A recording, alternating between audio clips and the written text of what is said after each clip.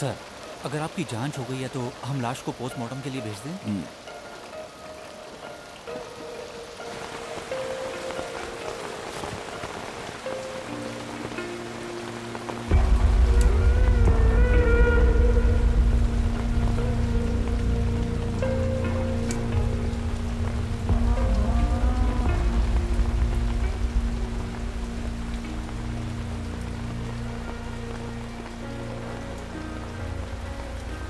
Sir, ये Martin और सलोमी हैं, इस घर के नौकर। इन्होंने पहले देखा सर। आप दोनों कुछ देर के लिए बाहर आ जाइए। सर, आपने कहा था आज आप लीव पर हैं? मैं लीव पर था, लेकिन जयराम सर ने मुझसे कहा कि मैं खुद ही एक बार वहाँ पे जाके देख लूँ। अच्छा, वैसे ये आदमी बहुत ही बड़ा फेमस आर्टिस्ट था ना? कुछ जानते हो इसके बारे में? थोड़ा बहुत जानता हूँ सर। लक्की नाम था इसका। आज से करीब 2 महीने पहले इसका और इसके दोस्तों का एक कंपनी से झगड़ा हुआ था। दोनों पार्टी के लोगों को उस झगड़े में काफ़ी चोट आई थी, और झगड़े में तो सर ऐसा होता ही है। उन्होंने रिपोर्ट फाइल की थी। अच्छा। और उसके बाद पुलिस से कुछ लोग वहाँ गए थे। मेरी भी ड्यूटी वहीं पर थी। आप लोग यहाँ पर कब से रह रहे हो? सर, हम यहाँ 5 साल से काम कर रहे हैं। लकी की माँ के मौत के बाद से हम लोग यहीं पे हैं। सुबह क्या हुआ था बताओ? जब हम आए तब दरवाजा खुला था। जब मैं कॉफी लेकर आई तो सर अपने रूम में नहीं थे। फिर मैं उन्हें इस हाल में देखकर रोने लगी। ये जाकर डॉक्टर को लेकर आए। हाँ सर, डॉक्टर ने चेक करके बताया कि लकी अब नहीं रहा। जब मैं आया तब डॉक्टर यही था। हमने स्टेटमेंट ले ली है। हमें समझ नहीं आ रहा है, ये बात हजम नहीं हो रही है। हमने कभी ऐसा सोचा नहीं था। इसका मतलब तुम यहाँ रहते नहीं हो? नहीं सर, हम पास की बस्ती में रहते हैं, यहाँ से 2-3 किलोमीटर दूर। हम कुछ सामान लेने निकल गए थे, और वैसे भी सर अकेले ही रहते थे। वैसे आप दोनों यहाँ किस वक्त आते हो? हम यहाँ सुबह 6 बजे आते हैं। तब लकी एक्सरसाइज और साइकिल चलाने के लिए जाते थे। वो कभी कभी रात में घर नहीं आते थे, बाहर ही सो जाते थे। पूरा घर बिखरा रहता था और दरवाजा भी खुला रहता था। और वो काफी गहरी नींद सोते थे। हाँ। कई बार आवाज लगानी पड़ती थी। अच्छा, ये लकी के माँ बाप नहीं थे क्या? जब लकी की उम्र 6 साल की थी तभी उनके पिता की मौत हो गई, लेकिन उनकी माँ ने कभी एहसास नहीं होने दिया कि उनके पिता अब नहीं रहे। कुछ दिनों के बाद एक बीमारी की वजह से उनकी माँ भी गुजर गई। लकी पर इसका गहरा असर हुआ। इस सदमे से बाहर आने में उन्हें काफी वक्त लगा। इसीलिए उनके मास्टर शिवा ने उन्हें काम पर लगा दिया। वो लकी को पेंटिंग सिखाते थे। तेरे बिना तेरे बिना तेरे बिना तेरे बिना तेरे बिना हम कहाँ। और इसी पेंटिंग की वजह से शिवा सर और मोहल्ले के कुछ लड़कों के बीच लकी की अच्छी जान पहचान हो गई।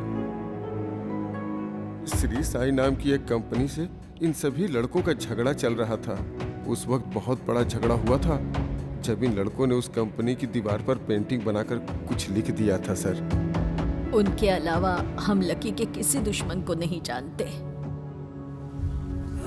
उसके बाद 3 महीने के लिए एक लड़की उनके साथ रहने के लिए आई। उस लड़की का नाम निहारिका था।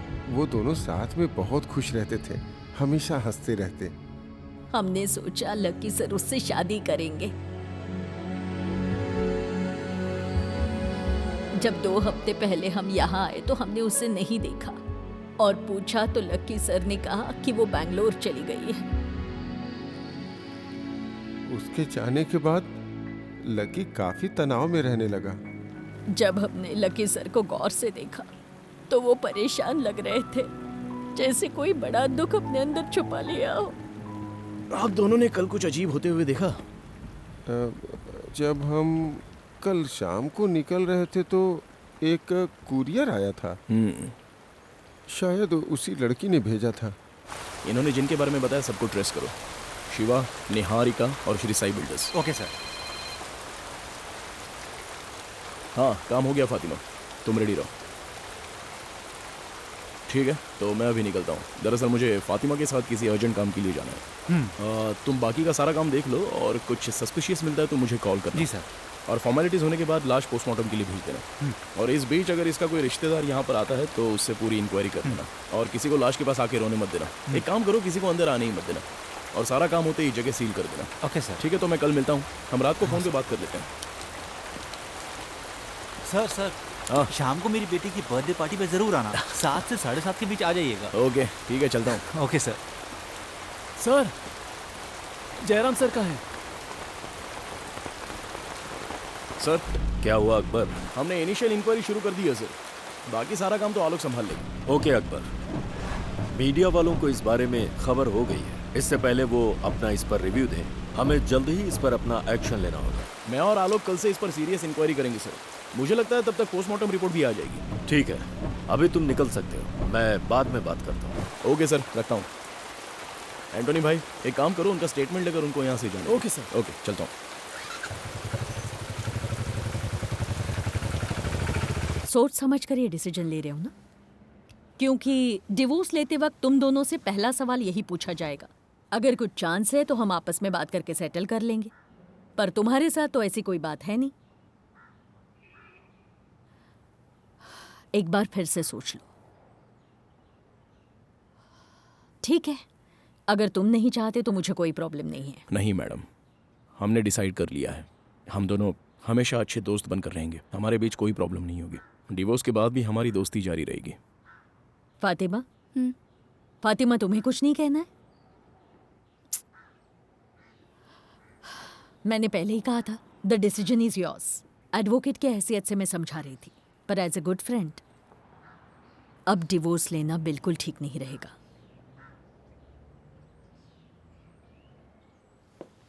ठीक है, आप केस फाइल कीजिए।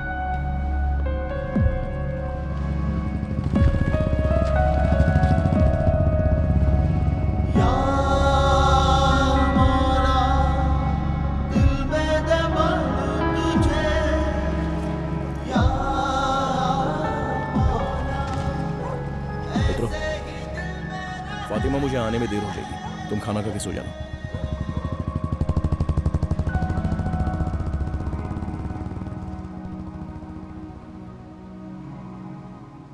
आइए आइए भाई साहब। हैप्पी कौन बर्थडे आया है? बेटा। Thank you. भाई ये साहब, लो। Thank you. हाय। और कैसे हैं? इतनी देर से क्यों आए? थोड़ा काम था। हाँ हाँ, सही कह रहे हो। आपको शुगर तो नहीं है ना? मुझे तो नहीं है, पर अकबर को जरूर होगी। ये दिखता जवान है पर बुढ़ा हो गया है। फातिमा इनकी अच्छे से खबर लेगी। पापा के पास जाओ। पापा हाँ मुझे बेटा, 2 चॉकलेट 2 चाहिए। क्यों 4 मिलेंगे आपको। बच्चे ही हमारी जिंदगी में बदलाव लाते हैं। अगर इन्होंने इस बच्ची को अडॉप्ट नहीं किया होता तो ये लोग आज तक डिप्रेशन की वजह से हॉस्पिटल्स के ही चक्कर लगाते रह जाते। जिंदगी में सिर्फ खून का रिश्ता मायने नहीं रखता। ये तीनों उसके एग्जाम्पल हैं। रिश्ते बनाने के लिए दिल में जगह होनी चाहिए। अपने खुद के बच्चे तो सभी को प्यारे लगते हैं सर। सही है, पर दूसरों को अपनाना आसान नहीं होता। Anyway, let's come to our topic. Alok ने ब्रीफ इंक्वायरी की है। इस केस में मिर्च मसाला लगाने के लिए मीडिया वाले कांटेक्ट कर रहे हैं। So what's your initial thought about it? अभी तक हम कुछ क्लैरिफाई नहीं कर पाए हैं। पोस्टमार्टम रिपोर्ट आने से पहले ही किसी भी कंक्लूजन पर बोलना सही नहीं होगा सर। मैंने भी उन लोगों से यही कहा। मैं यहाँ आ रहा था तो मेरी बेटी ने लकी के बारे में बताया। वो उसके एग्जीबिशन में वॉलंटियर थी। एग्जीबिशन में लकी ने कमाल का इंस्टॉलेशन किया था, लेकिन मुझे वहां पर शहर का कोई भी ऐसा शख्स नहीं दिखा जो थोड़ा बहुत नामचीन हो। लगता है उसकी लाइफस्टाइल कुछ अलग थी। जी हाँ सर, जब वहाँ पर नौकरों से पूछा तो उन्होंने भी यही कहा। सबसे पहले ये खबर जिसे मिली और जिसने मुझे इन्फॉर्म किया वो मनोज है। कुछ दिन पहले लकी से मैं एक शादी के फंक्शन में मिला था। वहाँ उसके साथ एक लड़की भी थी। मुझे उनके रिलेशनशिप के बारे में कुछ नहीं पता नहीं किस कारण उसने जेपी सर से झगड़ा किया। मुझे बस यही पता है। जेपी मतलब जयप्रकाश, टाइम्स मैगजीन में आर्टिकल्स लिखते हैं। हाँ, वो काफ़ी फेमस राइटर है। उस दिन लकी ने उनसे झगड़ा किया और उनके ऊपर काफ़ी सारे आरोप भी लगाए। उसके बाद वो लड़की लकी को ज़बरदस्ती वहाँ से लेके चली गई। मुझे लगता है जेपी सर का कोई ना कोई कनेक्शन होगा। मुझे नहीं लगता कि इसकी वजह कोई रिवेंज है। अगर उसके नौकरों की माना जाए तो वो हमेशा अपनी दुनिया में ही बिजी रहता है। ये घटना बहुत ही अजीब परिस्थिति में हुई है। ऑटोप्सी रिपोर्ट आने के बाद ही पता चलेगा।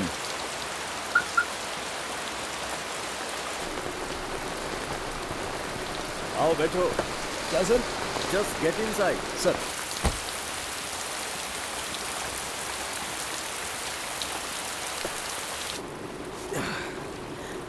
देखो, ये परिवार का मामला है अकबर। कुछ रिश्तों को इतनी आसानी से नहीं तोड़ना चाहिए, तालमेल बिठाना चाहिए। अभी 7-8 महीने पहले ही तुमने फातिमा से निकाह किया था।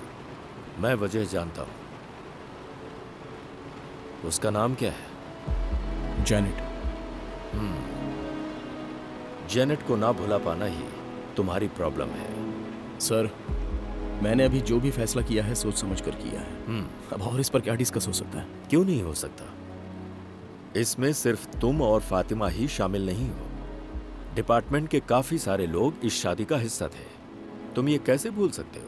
ऐसा नहीं कि मुझे याद नहीं है सर। ये निकाह ही सबसे बड़ी गलती थी। ये सिर्फ फातिमा की या मैडम की या मेरी बात नहीं है। खुद को इस रिश्ते में बांध कर रखना ही मेरी बहुत बड़ी गलती थी। अब आप ही बताइए सर कि सही क्या है और गलत क्या है। ठीक है, जैसी तुम्हारी मर्जी। ऐसा कोई नहीं है जिससे गलती ना हुई हो। बहुत से महान लोगों ने गलतियां की हैं, पर जिंदगी चलती रहनी चाहिए। सर टू बी ऑनेस्ट, सिर्फ जैनेट को भूल जाना ही सॉल्यूशन नहीं है। मैं अभी भी ये बात समझ नहीं पा रहा हूं कि मैं जैनेट से अलग क्यों हुआ। ये सब सोच के बहुत दर्द होता है। जब आप लोगों ने इतना समझाया तो मुझे ऐसा लगा कि फातिमा इस सब के लिए मान जाएगी। फातिमा मेरी प्रॉब्लम का सॉल्यूशन नहीं थी, बल्कि वो तो सबसे बड़ी प्रॉब्लम थी sir. I need to set her free. She deserves a better life. शायद हम अच्छे कपल्स नहीं बन सके, लेकिन अच्छे दोस्त तो बनकर रह सकते हैं ना सर। My foot. अच्छी दोस्त प्यार के आगे ज्यादा दिनों तक नहीं टिकती है। सुनो, जब तुम मेरी उम्र के होगे ना, तब भले ही ये जवानी का जोश ना हो, पर तुम्हें एक दोस्त की जरूरत पड़ेगी जो तुम्हारे सुख दुख शेयर करे। इसीलिए Fatima is your best choice. Got it? वक्त के साथ तुम जेनेट को भूल जाओगे। इस बारे में ध्यान से सोचना। Good night sir.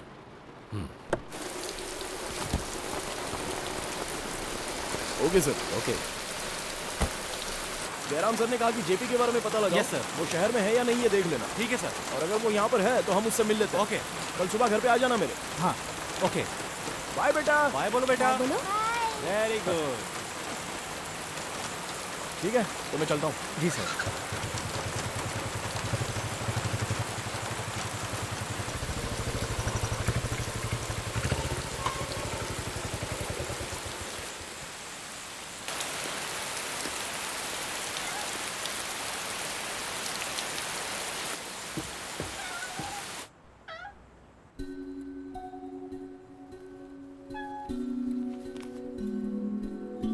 नजरों ने तेरी मेरे दिल को छुआ, चुपके चुपके से अकबर। कब ये जेनेट। प्यार हुआ।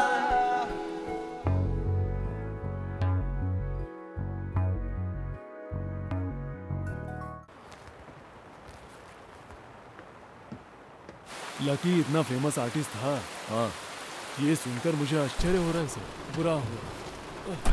सर जेपी ने आज 3 बजे के बाद हमें मिलने के लिए कहा है। एक बार वापस लकी के घर चलते हैं। ओके। एंटोनी भाई। हाँ। आप सुदेश को फोन करो और उससे चाबी और फाइल वहीं पर मंगवा। हाँ। और उससे ऑटोप्सी रिपोर्ट के बारे में पूछकर मुझे बता। जी। एंटोनी भाई सर। पोस्टमार्टम रिपोर्ट का क्या हुआ? सर अभी तक आई नहीं है। दोपहर तक सूरज लेकर आ जाएगा सर। सर यहाँ 4 लोगों के फिंगरप्रिंट्स मिले हैं और इनमें से 3 मैच हो गए हैं। लकी, मार्टिन और सलोमी। और ये चौथा एक औरत का है। बेशक ये निहारिका के ही होने के चांसेस हैं। कंफर्म करके बता देना। Okay sir. जरा ये कैब पकड़ना तो।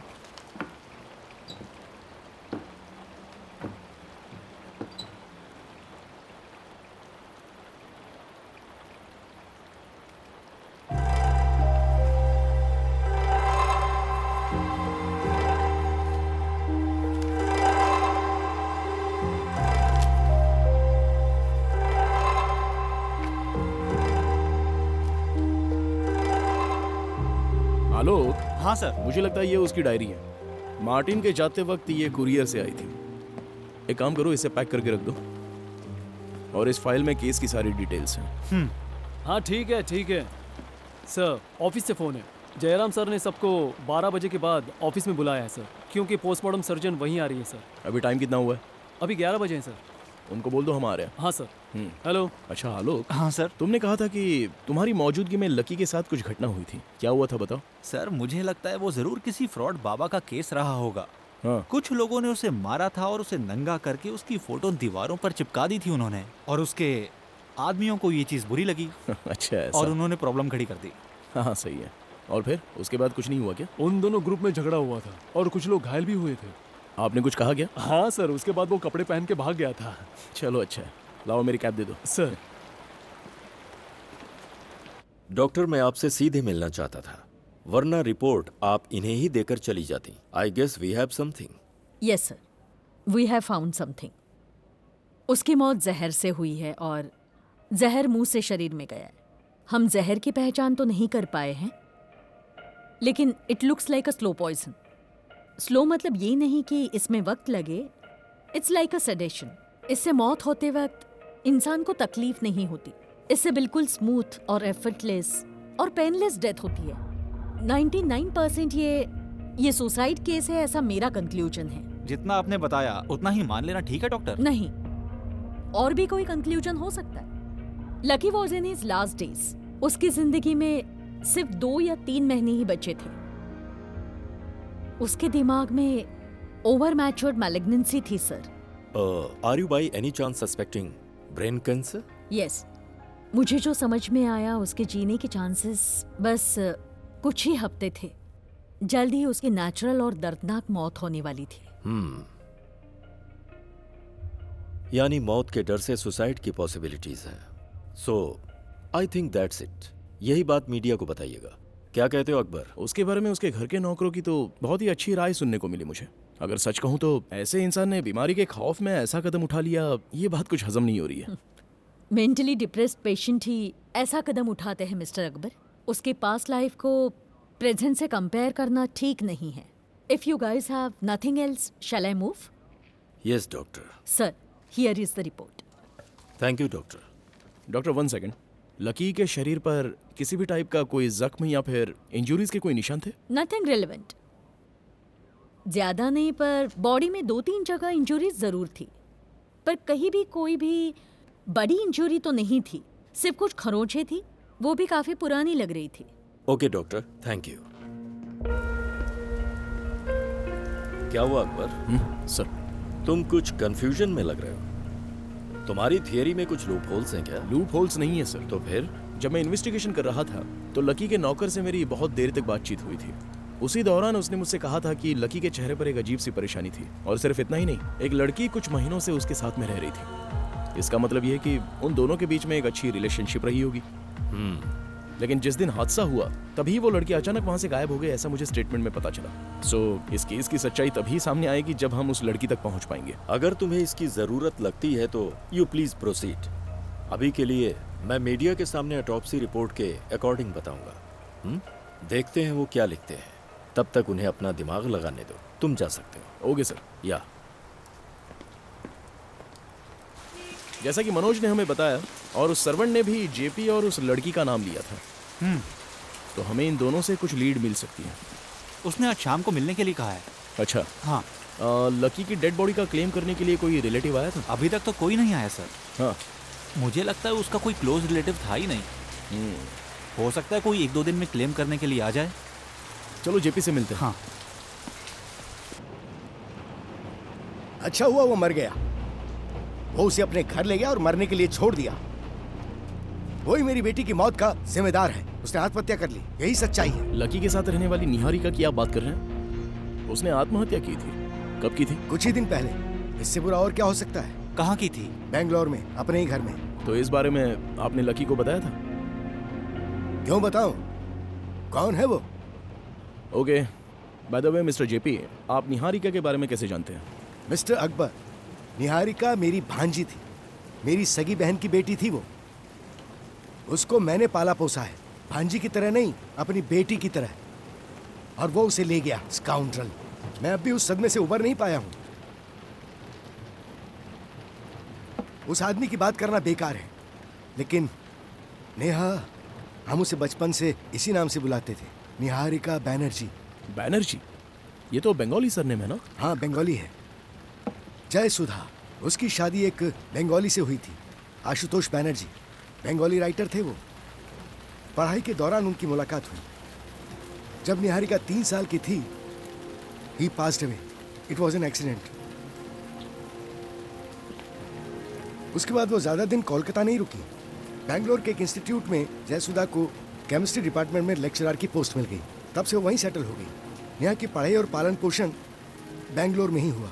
वो हमेशा सीरियस रहती थी, बिल्कुल अपने पिता की तरह। वो बचपन से ही अपने पिता की तरह राइटर बनना चाहती थी और अपनी माँ की तरह उसका पढ़ाई में बहुत मन लगता था और वो केमिस्ट्री में बहुत एक्सपर्ट हो गई थी। उसके बाद उसने मास्टर्स और पीएचडी की। अच्छा, तो क्या निहारिका यहाँ पर भी कुछ दिनों के लिए रहने आती थी? नहीं नहीं, एक बार अपनी पीएचडी के सिलसिले में यहाँ आई थी वो। और उस वक्त इंडस्ट्रियल केमिस्ट्री पर रिसर्च कर रही थी। उसने यहाँ रहकर 2 महीने तक एक्रीसेट में काम किया था और यहीं रहती थी वो। उसके बाद उसकी मुलाकात लकी से हुई और वो यहाँ से चली गई। यहाँ से जाने के बाद आपकी उससे मुलाकात हुई? कई महीने उसे उसके साथ देखा था मैंने। एक बार एक पार्टी में मेरी उससे मुलाकात हुई थी, लेकिन उसने मुझसे ठीक से बात तक नहीं की, फिर वहाँ से भी चली गई। अच्छा, ये सब कुछ तो ड्रीम हॉल की पार्टी में हुआ था ना? हाँ, लेकिन आपको कैसे पता? मुझे पता चला है कि लकी और आपके बीच में वहाँ पर झगड़ा हुआ था। आप लकी या निहारिका के किसी दोस्त से मिलते थे? नहीं तो। मुझे बाद में पता चला कि वो बैंगलोर चली गई। मुझे लगा उसे लकी की सच्चाई पता चल गई होगी और सोचा कि अब वो कभी ऐसा दोबारा नहीं करेगी। उसके बाद उसने अपने आप को कमरे में बंद कर लिया और आखिर में निहारिका ने सुसाइड कैसे किया था? जहर खाकर। वो उस दिन शाम तक अपने कमरे से बाहर ही नहीं निकली। पता चला वो डीप स्लीप पे थी। ये सब उस कमीने की वजह से हुआ। सर, नेहा को उसी ने मारा।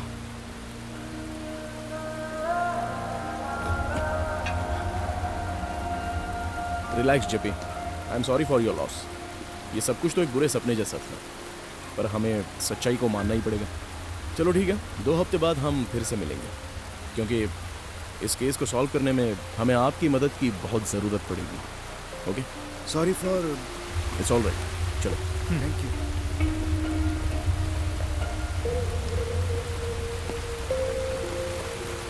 अच्छा सुनो सर। इनसे निहारिका के बैंगलोर का एड्रेस ले लेना। बैंगलोर का? हाँ।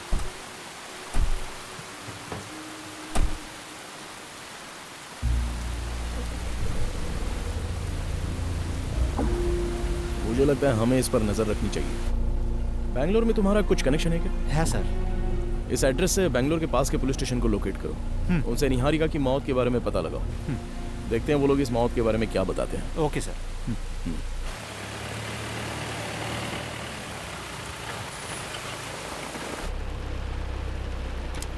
हाँ सर, ये रही वो डायरी। हाँ, अच्छा, तुमने लकी के दोस्त के बारे में मुझे बताया हाँ था? सर, शिवा। वो अभी तक नहीं मिला, पर हमें पता चला है कि वो अब वहाँ नहीं रहता। हाँ, अच्छा, वो construction company Shri Sai builders. हाँ। अगर उस कंपनी का कोई बंदा तुमसे मिलता है तो उनसे अगले हफ्ते की अपॉइंटमेंट ले लेना, लेकिन साफ साफ उन्हें कुछ भी मत बताना। जी सर। ठीक है, तो तुम निकलो। Okay sir. हम कल मिलते हैं।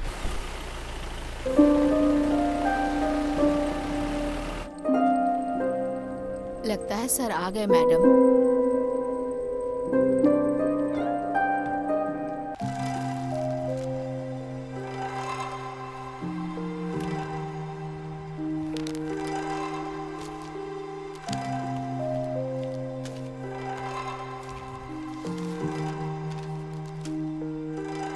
लकी, मुझे पता है तुम वहाँ काफ़ी परेशान हो।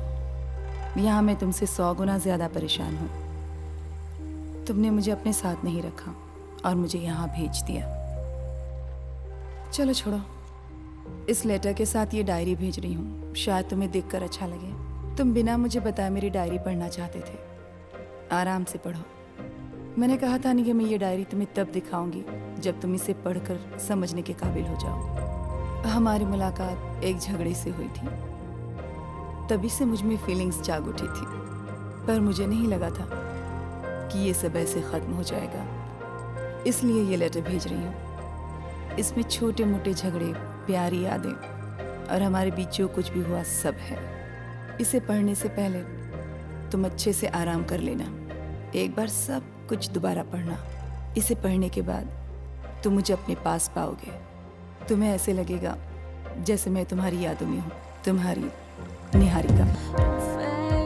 लकी, तुम इतने शॉर्ट टेम्पर्ड क्यों हो? तुम एक आर्टिस्ट हो, तुम चीजों को शांति से सॉल्व कर सकते हो, गुस्सा क्यों करते हो? मुझे पता है तुम्हारा गुस्सा छूटा है, इसलिए ये ज्यादा वक्त नहीं रहता।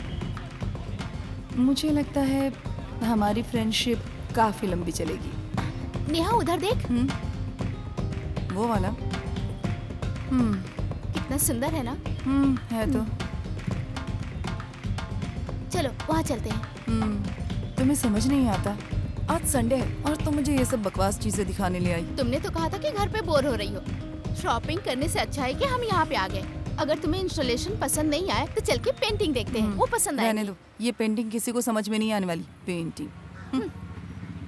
अरे बाप रे, ये क्या फालतूगिरी है। इन सब के बारे में ऐसा मत कहो, सबका अलग अलग मतलब होता है। मतलब इन्हें खूबसूरत सिनेरियो या हम जैसी खूबसूरत लड़कियों की पेंटिंग बनानी चाहिए। ये एक डिप्रेशन है, फटाफट बना दिया। मुझे तो इसमें बस यही सब दिख रहा है। क्या कहा? हाँ? फटाफट बन गया? तुम्हें पता है इसे बनाने में कितना समय लग गया? 2 महीने। 2 महीने लगे? और इसमें अब रहने भी दो बॉस, शौक पूरा करने के लिए तो 3 महीने भी लगा सकते थे। तुमने तो कहा था कोई ग्रेट आर्ट लवर है, इसमें ऐसा तो क्या ग्रेट लग रहा है तुम्हें? ये कोई चम्मच से खाना खाने जैसा नहीं है। इसके बारे में तभी पता चलेगा जब इसे दिल से देखा जाए।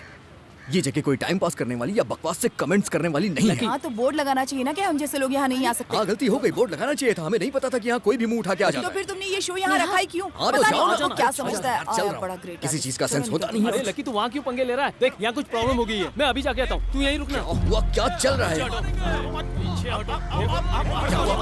हुआ?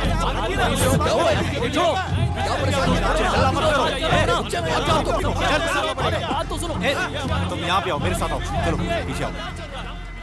मैं हूं ना संभालने के लिए, तुम जरा भी चिंता मत करो, शांत खड़े रहो। ए, तुम प्लीज पीछे हो जाओ और शांत रहो, प्लीज। नेहा इधर आओ। क्या है? तुमने उसे बकवास कहा था ना, यहाँ के देखो उसे कैसा लग रहा है।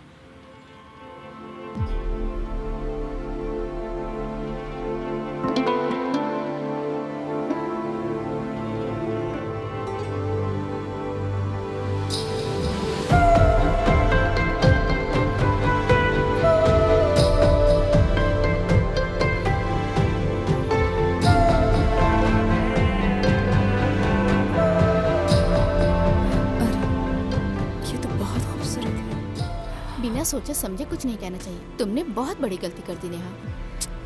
मीना, तुमने देखा ना वो कितना घमंडी और गुस्से वाला है। उसे अपने टैलेंट पे ना कुछ ज्यादा ही घमंड है। अच्छा, तुम हार्ड वर्क करके रिसर्च मटेरियल तैयार करो और अपने प्रोफेसर को दिखाओ और वो कह दें कि ये सब बकवास है, तो तुम्हें कैसा लगेगा? सच बताना। ऐसा लगेगा जैसे मुझे मार डाला। सही कहा, उसे भी ऐसा ही लगा होगा। सॉरी बोलना होगा ना? हाँ बोलना तो चाहिए, पर इस बार तुम उसके पास गई ना तो तुम्हें थप्पड़ मारेगा, तो मत जाना, समझ गई ना?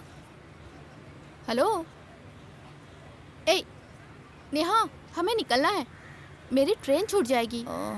सुनो, हम ना अगले हफ्ते मिलते हैं। अगर मैं उसे सॉरी नहीं बोलूँगी ना तो मुझे चैन नहीं मिलेगा। हम अगले हफ्ते मिलते हैं। ओके बाय, पक्का बाय बाय।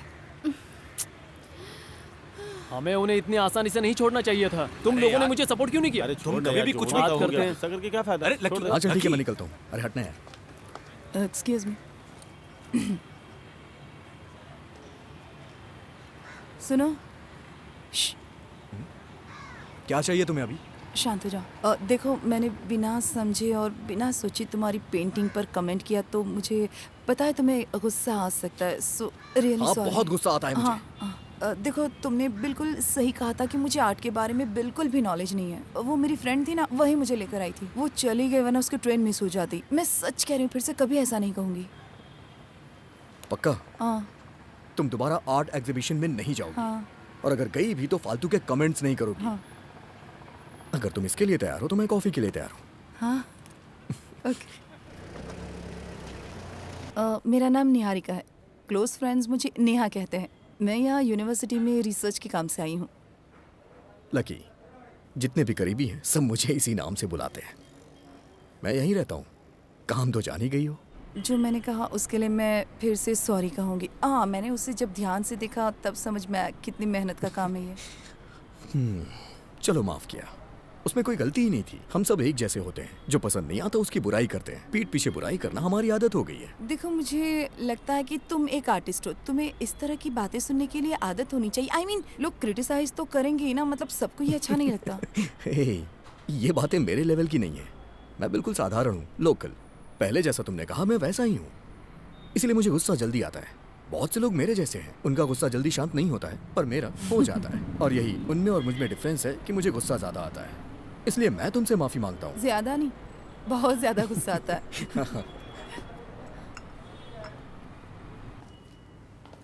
अच्छा, यहाँ से मुझे सिटी में जाने के लिए ऑटो या बस तो मिल जाएगी ना?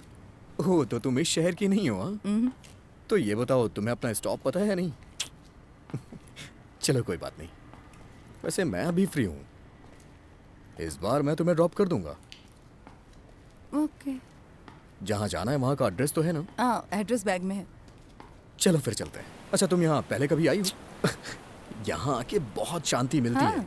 कमाल का बीच है ये। इस बीच पे तो मछलियाँ पकड़ी जाती हैं। वो तो हर बीच पे पकड़ी आइए मैडम, देखिए सर, ये आपने क्या किया? ये हमारी रोजी रोटी है, लेना है तो लीजिए, नहीं तो चले जाइए। तो क्या तू इसे मेरे मुंह में डाल देगा? किसी को मार के जीना पता नहीं कैसे सीखते हैं ये लोग। सारी मछली, इसी से हमारा घर बार चलता, पता है? समझे आप? प्लीज और आपने इसे धक्का क्यों दिया, बताएंगे जरा हमें? मैंने जानबूझ के नहीं हीरो बन रहे हो। क्या हो रहा है रे? लगता है इसे सीधी बात समझ में नहीं आती। मैडम, इसे लेके जाइए यहाँ से, वरना यहीं गाड़ देंगे। क्या कर लेगा तू? क्या कर लेगा तू? क्या कर लेगा? तुम पागल हो क्या? इतना गुस्सा करने की क्या जरूरत थी? अच्छा, तुमने देखा नहीं वो मछली मेरे मुंह में घुसाया जा रहा था? तो तुमने नहीं देखा वो कितने सारे लोग थे? तुम्हें वहाँ ये सब करने की कोई जरूरत नहीं थी। अगर मैंने ऐसा किया तो फिर वो क्या कर रहा था? अरे तुम अपनी बात करो ना। बैठो।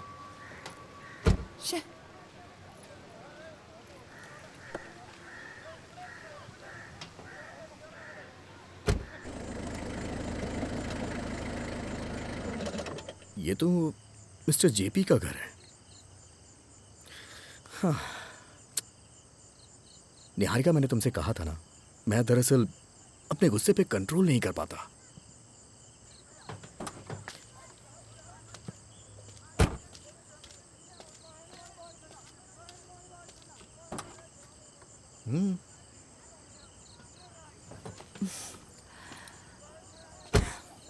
अब जाऊं? Okay, bye. ओके। नेहा, ये बैंगलोर नहीं है। यहाँ इस शहर में ये सब नहीं चलता है। ये कोई धर्मशाला नहीं है जहाँ तुम अपनी मर्जी से आ जा सकती हो। ये मेरा पर्सनल मामला है। मैं तुम्हारे मामले में दखल नहीं दूंगा, पर जब तक तुम इस घर में हो तब तक तुम मेरी जिम्मेदारी हो। ऐसा ही चलता रहा तो मुझे तुम्हारी मॉम से बात करनी पड़ेगी। मुझे भी मॉम से बहुत सारी बातें करनी है, पता है आपको। बिना मतलब बात को बढ़ाइए मत। आपको पता है ना, मैं सारी बातों को भुलाकर यहाँ पर रहने आई हूँ, वो भी मॉम के कहने पर। जैसी अच्छी जगह मिल जाएगी मैं तुरंत यहाँ से चली जाऊंगी। तब तक मेरे मामलों में बीच में मत आइए। नेहा, से चिल्लाते कितना है।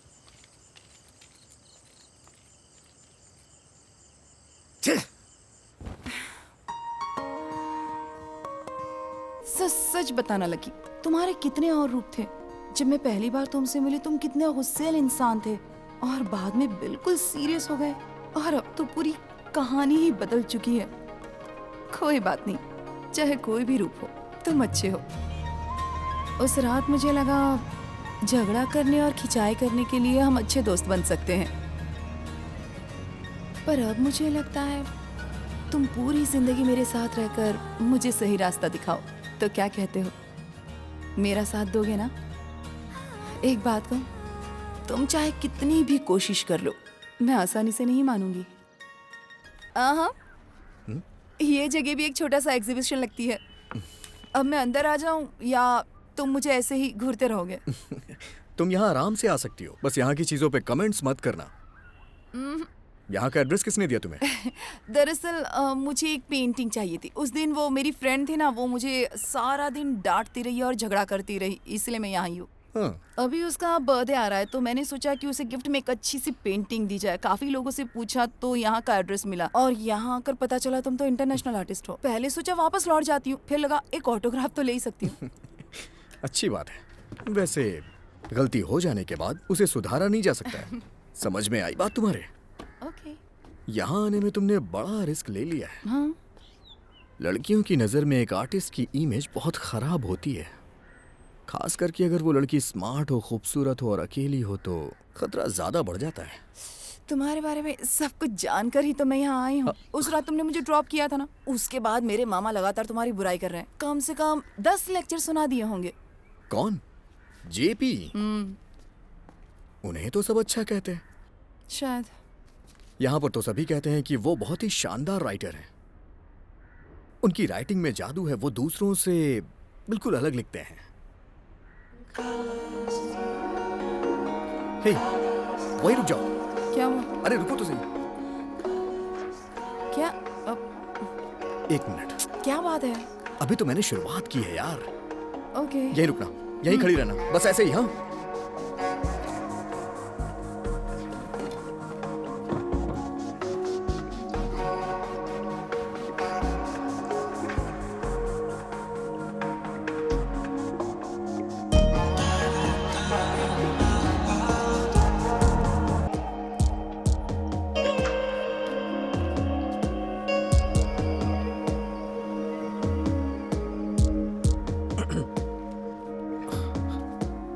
इस तरफ है। इस तरफ।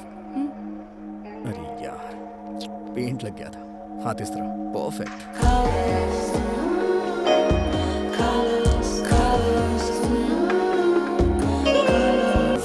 लग गया, बहुत हो चुका। हाँ बस हो ही गया है। मैं एक जगह खड़ी नहीं रह हो गया सकती। है, फाइनल टच दे रहा हूँ। अरे नहीं, ये आंखों में आंसू क्यों बनाए? तुम रो नहीं रही थी क्या? नहीं तो मैं कहाँ रो रही थी, मैं तो हंस रही थी ना। तुम सिर्फ मेरे सामने हंसने का दिखावा कर रही थी, मैं अच्छी तरह से जानता हूँ। ये तुम क्या कह रहे हो लकी? ये आर्ट कोई बच्चों की ड्राइंग नहीं है जो देखा और रंग भर दिया। मैं देखता नहीं बल्कि इमेजिन करता हूँ कि उसके पीछे क्या है। तुम्हारे चेहरे पे स्माइल के साथ साथ आंसुओं को भी देख लिया। तुम कुछ तो सोच के परेशान हो और वो परेशानी दिखाना नहीं चाहती। कोई परेशान होता है तो चेहरे का रंग बदल जाता है और वही तुम्हारे साथ भी हो रहा है। जैसे अभी तुम्हारे चेहरे का रंग गुलाबी हो गया है और फिर बाद में लाल हो जाएगा, जबकि इसका असर तुम्हारी आंखों पे बिल्कुल भी नहीं पड़ रहा। तुम्हारा चेहरा कुछ और कह रहा है, लेकिन पता नहीं क्यों मुझे ऐसा लग रहा है कि तुम्हारी आंखें कुछ और कहना चाहती हैं। तुम अपने आंसुओं को गिरने से बचाने की कोशिश कर रही हो, लेकिन एक आर्टिस्ट सब कुछ देख लेता है। इसी को तो एक आर्टिस्ट की इमेजिनेशन कहते हैं। एक आर्टिस्ट से अपनी फीलिंग्स कोई नहीं छुपा सकता है। तो क्या कहती हो तुम? मैंने सही कहा ना? तुम भी तो कुछ ऐसा ही कर रही थी। क्यों अपनी फीलिंग्स मुझसे छुपाने की कोशिश? लेकिन मैंने तुम्हारी आंखों को देख के तुम्हारी फीलिंग्स समझ ली थी। सच कह रहा हूं ना? ये तस्वीर ही तुम्हारी सच्चाई है ना?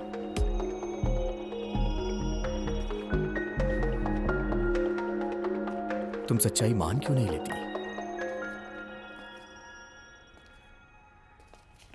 लकी, अभी तुम मेरे मामा के बारे में क्या कह रहे थे? किसी दिन उन्हें यहाँ लेकर आओ, उन्हें वहां बिठाओ और उनकी पेंटिंग बनाओ, तब उनका असली चेहरा तुम्हारे सामने आ जाएगा। पर वो इतने बड़े एक्टर है ना, तुम्हें भी बेवकूफ बना देंगे। तुमने बिल्कुल सही कहा। मैं वहां खड़ी रहकर उसी के बारे में सोच रही थी। उसने मेरा पूरा बचपन बर्बाद करके रख दिया। उसके बारे में सोचकर ही मुझे घिन आती है। तुम जानते हो, एक लड़की जब अपने पिता को खो देती है तब उसका मामा उसकी माँ का सिर्फ भाई बनकर नहीं रह जाता, लड़की का बाप भी बन जाता है। मैं तो यही सोचती थी। वो हमें बेंगलोर लेकर आए, हमेशा हमारी परवाह भी करते रहते थे। वो एक बहुत ही जिम्मेदार इंसान थे, पर फिर सब बदल गया। उनके प्यार करने का तरीका भी।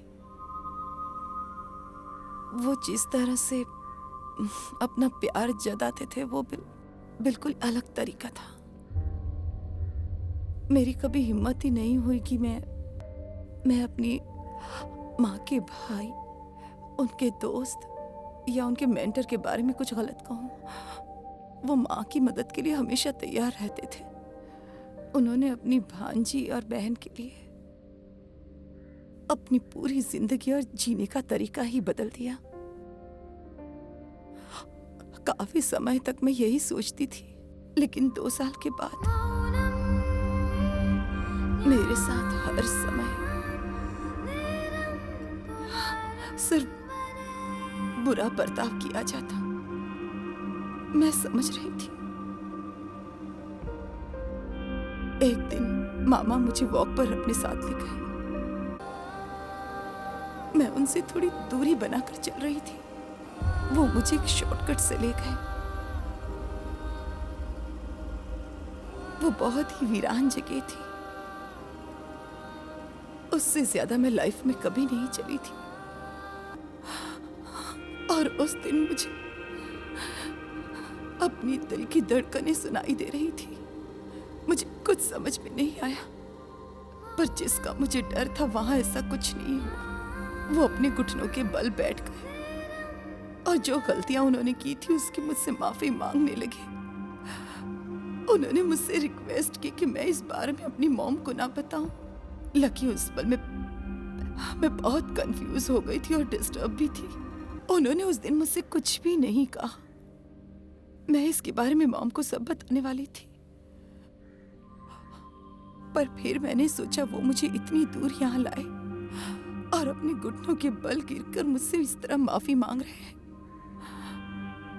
इसलिए मैंने उनसे किया वादा आज तक कभी नहीं तोड़ा।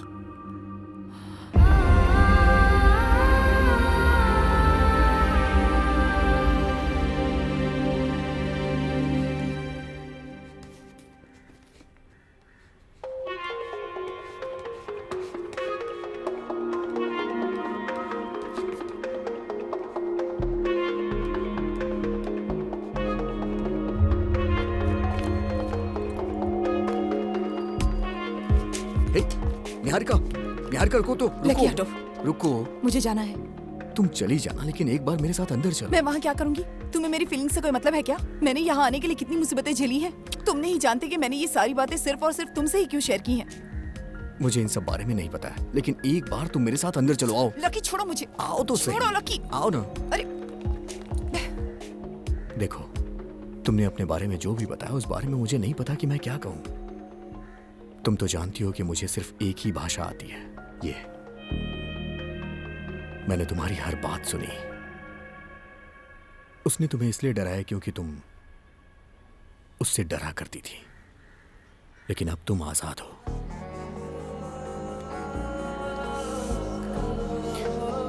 Thank you. अब बताओ, तुम्हें अपने दोस्त को कौन सी पेंटिंग देनी है? अपनी फ्रेंड को गिफ्ट में पहले ही दे चुकी हूँ। तुम हंस क्यों रहे हो? कुछ नहीं। अच्छा, अब मैं चलती हूँ। Okay, bye. बाय।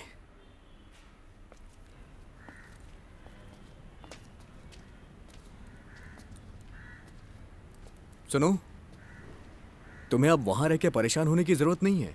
तुम कभी भी अपना बैग लेकर यहाँ आ सकती हो। यहाँ के कमरों में ताले लगे हुए हैं। हाँ, मैं सोचूंगी। अगर तुम्हें अकेले सोने में डर लगे तो मैं साथ सो जाऊंगा। I don't mind. कहाँ ना सोचूंगी। अगर तुम मुझे वहाँ रहने का ऑफर नहीं देते तो मैं वहाँ कभी नहीं आती। पर जैसे तुम्हें पता है कि मैं वहाँ पल पल घुट रही थी। वो बिना रीजन मुझसे सवाल जवाब किया करते थे, इसलिए मैं उस घर से निकल गई। उनके कॉन्टेक्ट्स की वजह से किसी होटल में रहने के लिए सेफ फील नहीं हो रहा था। तब मैंने तुम्हारे ऑफर के बारे में सोचा और मैं अपना सामान लेकर तुम्हारे पास पहुंच गई। मुझे पता था तुम्हें बहुत खुशी होगी और मैं भी जानती थी मेरे लिए भी यही अच्छा होगा।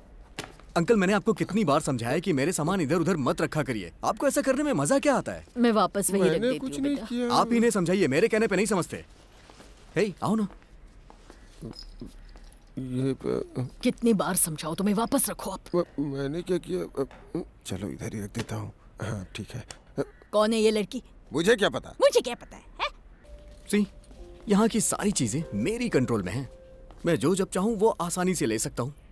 यहाँ कोई भी चीज ढूंढना मेरे लिए मुश्किल नहीं है। बताइए मैडम, आपको क्या चाहिए? एक काम करिए मैडम, आप मुझसे मुझे कुछ कुछ मांगिए। नहीं चाहिए। नहीं मैडम, कुछ मांगिए ना please. Paint brush. Paint brush, paint brush. Scissors scissors, छोटी वाली या बड़ी वाली? मीडियम। मीडियम। मीडियम। वॉलेट कहाँ है? वॉलेट तो यहाँ पड़ा है। पेन? यहाँ पेन का यूज कोई नहीं करता, इसलिए पेन नहीं मिलेगी। हम यहाँ पेंसिल यूज करते हैं। पेंसिल से लिखेंगे तो उसे मिटा भी तो सकते हैं। हाय। अरे ये रही पेन। अरे मिस्टर शिवा सर, अब तक कहाँ गायब थे? मैं टूर पर था। वैसे यहाँ चल क्या रहा है? नए चेहरे दिख रहे हैं। हेलो, कौन है ये? अभी मिलाता हूँ। यह है निहारिका। हाँ। सिर्फ निहारिका नहीं, निहारिका बैनर्जी। लेकिन जो लोग इनके क्लोज होते हैं वही इनको नेहा बुला सकते हैं। अच्छा। दरअसल ये यहाँ यूनिवर्सिटी में रिसर्च करने के लिए आई हैं। अच्छा अच्छा। नहीं, वो मेरा पेन। हाँ। अरे इनसे तो मैंने आपको मिलवाया ही नहीं। यह है मिस्टर मार्टिन, मैं इन्हें अंकल कहता हूँ, और ये सबसे अलग है। पूरा घर इन्हीं के कंट्रोल में रहता है। वो आवाज सुनी? सलोमी आंटी। सलोमी आंटी अंकल की धर्मपत्नी है। अच्छा लकी, तुम उसके बारे में बोल रहे हो? उन्हीं के बारे में।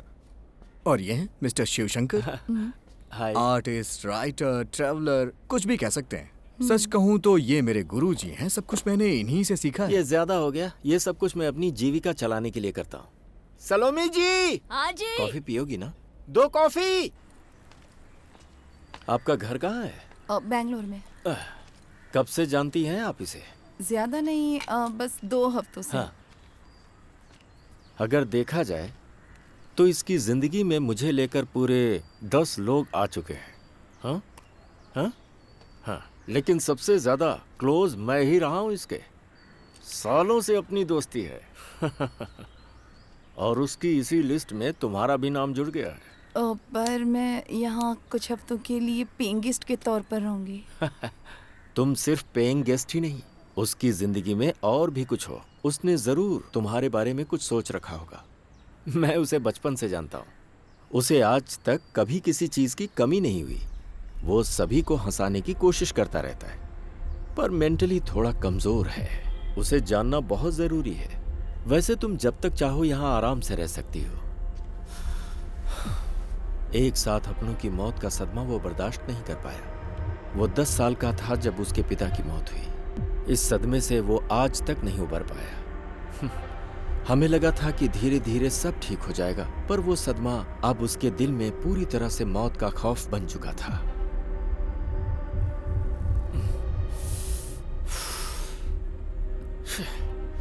एक चींटी की मौत भी वो बर्दाश्त नहीं कर सकता था। इतना डिस्टर्ब हो गया था। उस वक्त उसे कोई भी देखता तो उसे पागल ही समझता। लेकिन इस बीच उसकी माँ ने उसे बहुत सहारा दिया। यही वो घर है जहां दोनों माँ बेटे रहते थे। धीरे धीरे इसकी हालत सुधरने भी लगी थी, लेकिन फिर अचानक 2 महीने बाद ही उसकी माँ की बीमारी से मौत हो गई। अब वो एक बार फिर से बेसहारा हो चुका था। उसकी माँ की मौत उसकी जिंदगी का दूसरा बड़ा सदमा था। फिर हम उसे साइकोलॉजिस्ट के पास ले गए, काउंसलिंग करवाई और काफी दिनों तक उसकी दवाएं चलती रहीं। पर इन सदमों ने उसकी जिंदगी को बदल दिया। भले ही उसने कई सदमे झेले हों, पर उसने खुद को संभाल लिया है। आज वो अपने अतीत को भुलाकर एक बेहतरीन इंटरनेशनल आर्टिस्ट बन चुका है। आप लोग अपने डिस्कशन को 5 मिनट के लिए रोक दीजिए, क्योंकि मैं कॉफी ला रहा हूँ। कॉफी पीने के बाद आप लोग कंटिन्यू करिएगा। लीजिए कॉफी पीजिए।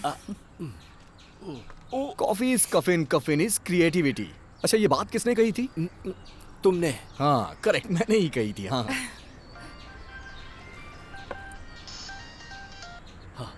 हेलो, क्या कहा? हेलो, मैं यहाँ कॉफी पीकर सीधा आ रहा हूँ। तुम वहीं पर इंतजार करो। अरे मैंने कहा ना, मैं आ रहा हूँ। वापस मत जाओ। हाँ समझ गए, मैं आ रहा हूँ मैं। कौन है? अरे मेरा ड्राइवर है, मुझे छोड़ने आया था, अब वो जा रहा है। ड्राइवर? कब से? अरे जल्दी ही रखा है। मैं इसे ले जा रहा हूँ। हाँ बाय बेटा, मिलता हूँ। बहुत अच्छी लड़की है, इससे झगड़ना मैं मत। उसके साथ अच्छे से रहूंगा, आप परेशान मत होइए। ओह संभालना। हाँ। तो ये है आपका ड्राइवर। लगता है तू बहुत जल्दी में है। अंदर क्यों नहीं आया तू? कुछ नहीं, ऐसे ही। कुछ नहीं? ये तुमसे किसी बात पर नाराज है। तुम साथ आ रहे हो या नहीं? अरे मैं यहीं तो हूँ। मुझसे नाराज क्यों है तू? अरे, आखिर बात क्या है ये तो बता। बोला ना कोई बात नहीं। तो फिर तू अंदर क्यों नहीं आया? लो, टूर प्रोग्राम तुमने ही तो बनाया था, तुम भूल गए, इसीलिए ये नाराज है। अच्छा ये बात है। और नहीं तो क्या, हमने इंडिया टूर प्रोग्राम अरेंज करके म्यूजिक बैंड बुक किया और हमने कितनी प्रैक्टिस की। क्या इसने और इसकी दोस्त ने देखा कि कहाँ जाना है, कैसे जाना है और कब जाना है? क्या ये गलत नहीं है? नहीं देखा तो क्या हुआ? कुछ नहीं हुआ, तुम आ रहे हो नहीं? अरे आ रहा हूँ ना। मेरी बात सुन सूरज, जहाँ तक मैं जानता हूँ ये तेरी जिंदगी का पहला टूर है ना? हाँ। है ना?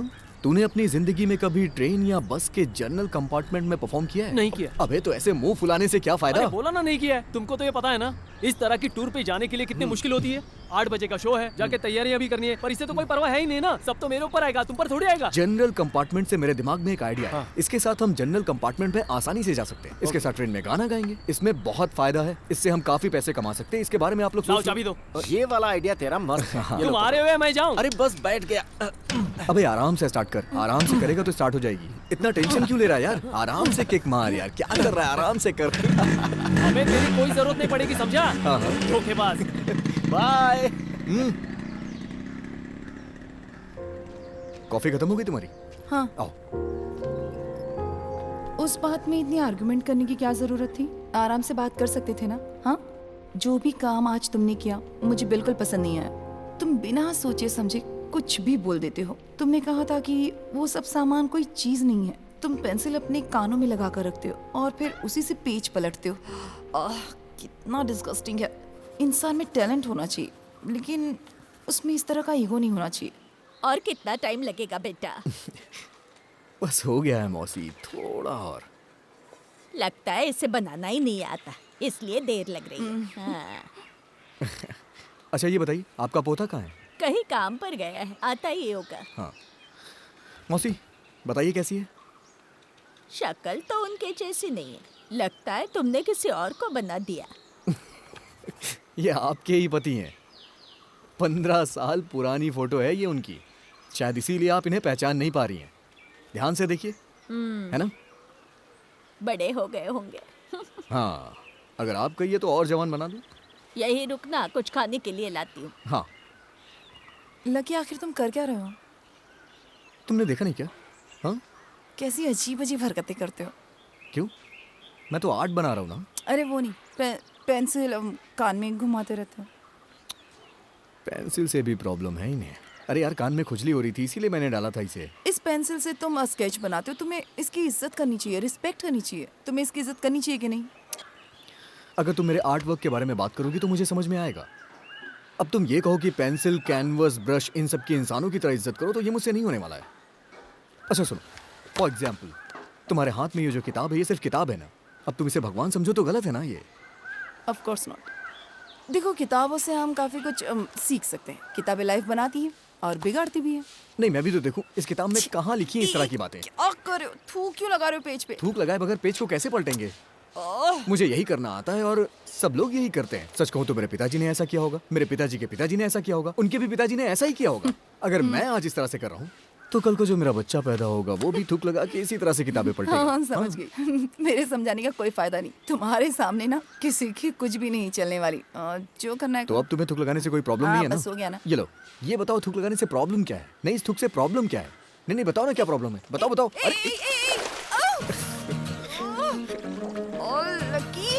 थूक लगाने के चक्कर में तुम पानी में गिर गई।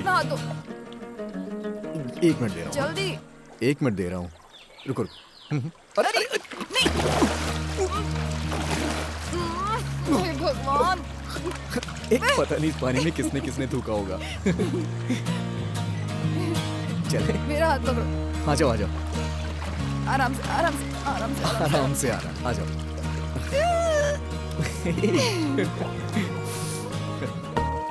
एक बार मैंने ऐसे ही सड़क पर छोटे छोटे बच्चों के साथ कोलकाता की सड़कों पर बहुत एंजॉय किया था। मेरे बचपन की कुछ प्यारी यादें हैं, बहुत मिस करती हूँ। लगता था जिंदगी की गाड़ी कहीं रुक गई, वो अचानक से फिर से चल पड़ी है। Thank you. वेलकम। नहीं चाहिए।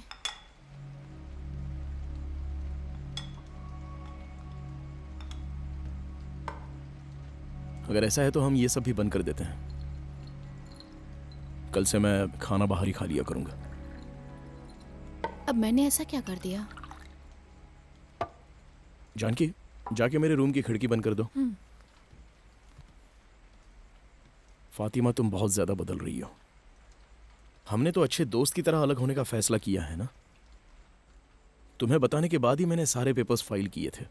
लेकिन तब से तुम कुछ अलग ही बर्ताव कर रही हो। देखो ना, कितने दिन बीत गए हैं, तुमने मेरी आंखों में आंखें डालकर ठीक से बात भी नहीं की।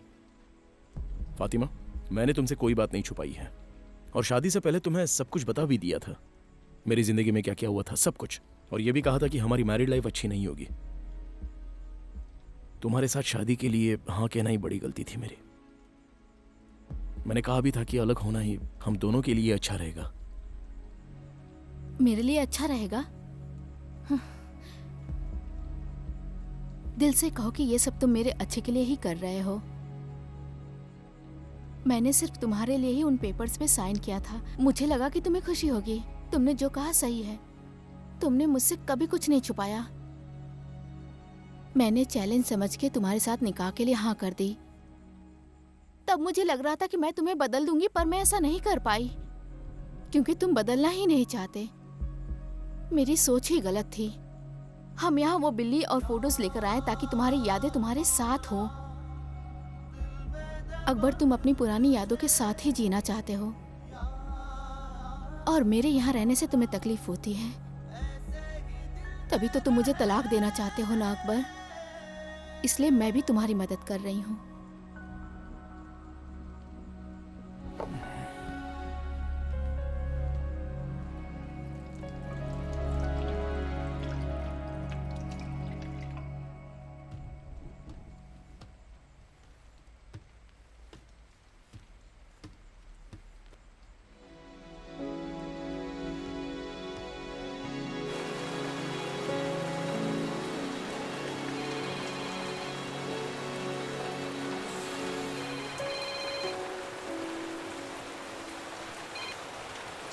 हाँ बोलो आलोक। सर, मैं श्री साईं बिल्डर्स के कुछ लोगों से मिला था। उनकी एमडी सिर्फ आज रात ही शहर में है। वो कल दुबई के लिए निकल रही हैं और वो कम से कम 2 हफ्ते बाद वहाँ से लौटेंगी। अभी वो अपने गेस्ट हाउस में ही हैं। उन्होंने कहा अगर काफी अर्जेंट है तो आज मिल लेते। हम आज ही उससे मिलेंगे। मैं बस 10 मिनट में रेडी हो जाऊंगा। Okay sir. तुम यहाँ आकर मुझे पिक करो। Okay sir. ओके, आ जाओ।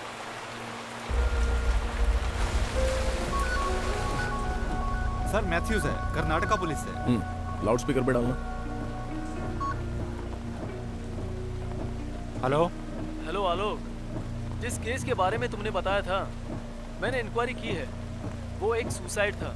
स्टेटमेंट में लिखा है कि जब पुलिस रूम में गई थी तो उसकी मौत हो चुकी थी। पोस्टमार्टम रिपोर्ट में था किसी कंपाउंड पॉइजन की वजह से मौत हुई है। हमारी टीम ने पॉइजन की बोतल और कुछ ड्रॉप्स कलेक्ट की है। स्पॉट पे हमें इसके अलावा कुछ भी ऐसी सस्पिशियस चीज बरामद नहीं हुई। उसकी माँ का जो स्टेटमेंट था वो भी अनयूजुअल जैसा था। वो अपना रिसर्च पूरा किए बिना ही बेंगलोर अपनी माँ के पास वापस आ गई थी। जब से वो वहाँ से वापस आई थी तब से वो काफी मायूस रहने लगी थी। उसकी माँ का कहना था कि वो घर से बहुत कम बाहर निकलती। ओके। हमने उसके मामा जेपी का भी स्टेटमेंट लिया था। निहारिका की माँ के कॉल करने पर वो इस घटना के 1 दिन पहले ही बेंगलोर आया था। उसने बताया कुछ दिन पहले निहारिका का एक लड़के के साथ अफेयर चल रहा था। ये सारी चीजें पुलिस इंक्वायरी में सामने आई। पर एक बात साफ है, उसके फैमिली मेंबर्स इस केस में बहुत ज्यादा इंटरेस्ट नहीं ले रहे थे, इसलिए ये केस क्लोज करना पड़ा। ओके मैथ्यूज, अभी के लिए इतना काफी है। ठीक है। हमारे डॉक्टर ने भी यही बताया था, दोनों की बॉडी में एक ही जहर था। तुमने यहाँ कुछ अजीब बात ऑब्जर्व की? निहारिका की मौत के दिन जेपी बेंगलोर में ही था, लेकिन जब हमने उसे पूछा था तब उसने ऐसा नहीं बताया। क्या आपको ऐसा लगा सर कि वो जेपी हमसे कुछ छुपा रहा है? सिर्फ इतना ही नहीं, एक बात और भी है, मैं बताता हूँ। गाड़ी स्टार्ट करो। तो आप लकी को नहीं जानती हैं, है ना? ऑफिसर, जब आपने अभी उसका नाम लिया तब जाके मुझे पता चला कि वो पेंटिंग लकी ने ही बनाई थी। एक्चुअली वो प्रोजेक्ट हमारी टीम की बहुत बड़ी गलती थी। सच कहूँ तो उस पेंटिंग ने हमें दोबारा सोचने पे मजबूर कर दिया और हमने प्रोजेक्ट ड्रॉप कर दिया। आप इस बारे में न्यूज़ में देख सकते हैं। आज वही दीवार शहर की रौनक बन गई है। आप कह रही हैं कि उस दिन तक आपने उसके बारे में कोई इंक्वायरी नहीं की? आशुतोष, ये बैग ले जाओ यहाँ से। Okay ma'am. यस, हमारे इंक्वायरी करने से पहले ही ये मैटर टॉकिंग पॉइंट बन गया था और जैसा कि मैंने कहा, गलती हमारी तरफ से हुई थी, इसलिए उसे सुधारने की जिम्मेदारी भी हमारी थी। जैसा टीवी न्यूज़ में दिखाया गया है, हमारी फर्म इतना बुरा काम नहीं करती, हमेशा फेयर डील करती है। और साथ में ढेर सारे सोशल वर्क भी करती रहती है, लेकिन मीडिया को ये सारी चीजें दिखाई कहाँ देती है। वैसे यहाँ से जाने के बाद आप वापस कब आएंगी? मैम, ये जयप्रकाश है ना? हाँ जी। जयप्रकाश को आप कैसे जानती हैं? जेपी मेरे बहुत अच्छे फ्रेंड है और बहुत अच्छे वेल विशर भी। जेपी कुछ दिनों के लिए बैंगलोर चले गए थे, इसलिए उनकी बहन भी वहीं सेटल हो गई। हमारी मुलाकात वहीं हुई थी। आप भी बैंगलोर में रहती थी? हाँ जी, मैं भी पहले वहीं रहती थी। यहाँ का इंचार्ज मेरा एक पार्टनर था, मुझे उससे कभी कोई प्रॉब्लम नहीं हुई। आपका वो पार्टनर जेपी था? ऐसा नहीं है, वो बस मेरे एक अच्छे दोस्त और वेल विशर हैं, बस इतना ही। Okay miss Sai Priya, thanks for your time. वैसे आपको तकलीफ हुई हो तो sorry. No worries at all. मुझे वापस आने में 1 महीना लग जाएगा, इसलिए मैंने आज मिलने को कहा था। ओके। जेपी से इसका कुछ ना कुछ कनेक्शन जरूर है। उसने जो कुछ भी बताया उसमें कुछ गलत नहीं है।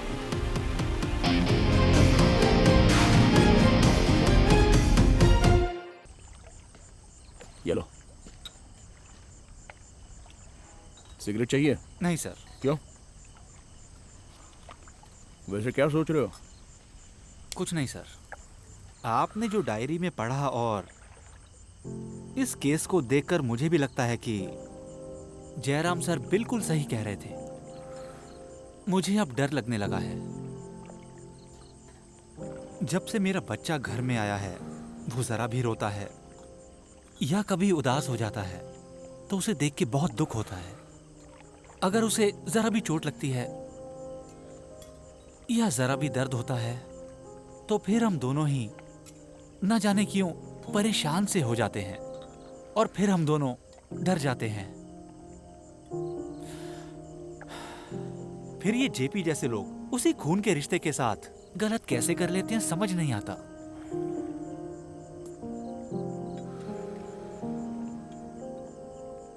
अगर बच्चे के साथ कुछ गलत हो तो पेरेंट्स को ध्यान देना चाहिए ना। सर, आपने जेपी की लिखी हुई बुक पढ़ी है क्या? अपने आप को देवता बताता है। इसकी तो उसे बाद में देख लेंगे, अभी चलो।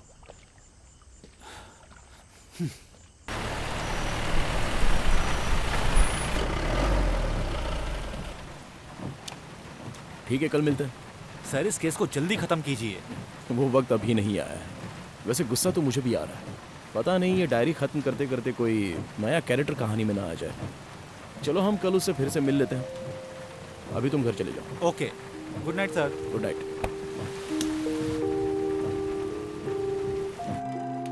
लकी, तुम्हारी तरह लोगों की जिंदगी भी एक खुली किताब है। तुम्हारी ये सोच गलत है, तुम्हें इसे बदलना होगा। तुम्हें अपनी प्राइवेसी की वैल्यू करनी चाहिए। जब मेरी मॉम ऐसा करती हैं तब भी मुझे अच्छा नहीं लगता। हमारी डायरी में हमारी प्राइवेसी होती है। डायरी पढ़ने के बाद तुम्हारे चेहरे पर कोई पछतावा नहीं था। इसे भी बदलो।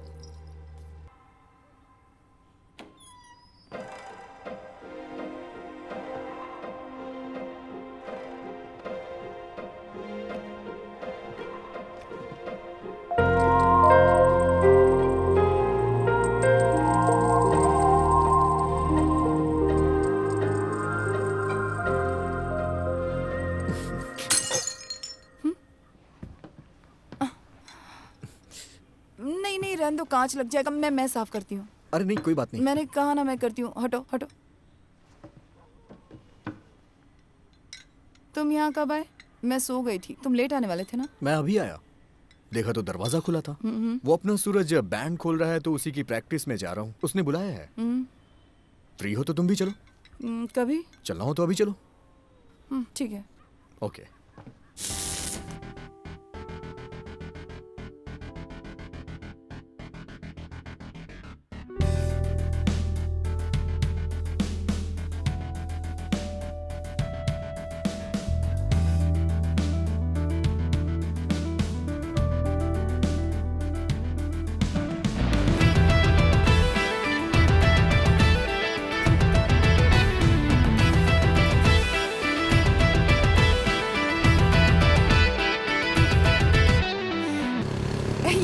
कॉकरोच, ये नाम तुम्हारे बैंड का किसने रखा? जब उन लोगों के पास कोई काम नहीं था ना, हाँ, तो उन लोगों ने एक गाना बनाया था कॉकरोच। इसी से बैंड का नाम भी पड़ गया। उन लोगों का घर कहाँ है? वो आज का बर्थडे बॉय था ना, रोहन। हाँ। सुरभि और रोहन दोनों अनाथ आश्रम में ही पले बड़े हैं। हाँ। जब मैं उनके साथ घूमता था तो शिव सर मुझे यहाँ लेके आए थे। उनमें काफी टैलेंट है, तभी तो उनकी फैन फॉलोइंग है। तुम्हें पता है कल वो टूर पे जा रहे हैं बैंड परफॉर्म करने के लिए। अच्छा। हाँ। वैसे वो रोहन ना मुझे कुछ अजीब सा लग रहा था। हे, उसे बुरा इंसान मत समझो यार, वो बहुत अच्छा लड़का है। मेरी तरह उसकी भी कोई फैमिली नहीं है, लेकिन हम खुश हैं।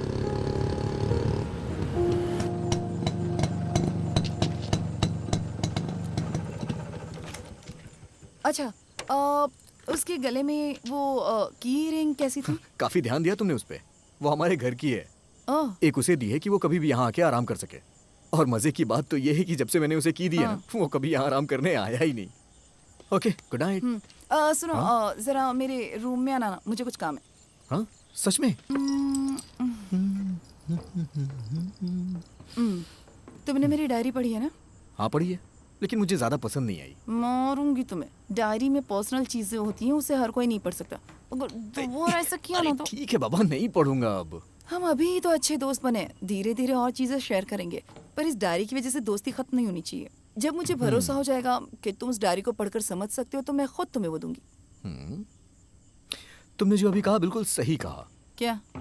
हमें हर चीज शेयर करने की आजादी होनी चाहिए। तो क्या? तो ये है कि मैं यहाँ जा रहा हूँ सोने, और आज तुम्हें ये बेड मेरे साथ शेयर करना पड़ेगा। ऐसे? इधर आओ। चलो भी। चलो आओ ना। उठो। तुमने कहा था ना तुम्हें नींद आ रही है। नींद चली गई, सच कह रहा हूँ। कहीं नहीं भागने वाली। अब तुम जाओ और जाकर सो जाओ। Good night. ओके, चलो। Peace. Peace. Bye. Hey, good night. Madam madam madam, देखिए ना, सर को कुछ हो गया है। उठिए मैम, जल्दी चलिए। हुआ क्या? चलिए ना। चलो भगवान, चलिए। क्या हुआ तुम्हें? बेटी पता नहीं क्या हो गया इन्हें, अचानक गिर पड़े। फिर मैंने चेहरे पे पानी छीटा तो होश में आए। क्या हुआ बताओ ना। जब हम यहाँ आए तभी सब साइकिल चलाने को गए थे।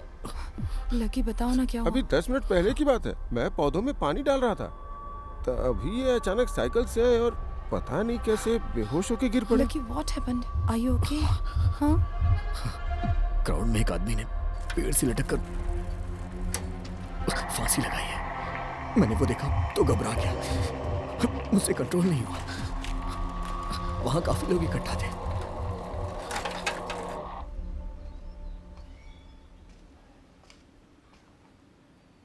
सो गए क्या? ऐसा कई बार हो चुका है। जब से इनकी माँ की मौत हुई तब से ये बहुत डरे रहते हैं, इसलिए शिवा सर हमें यहाँ लेकर आए।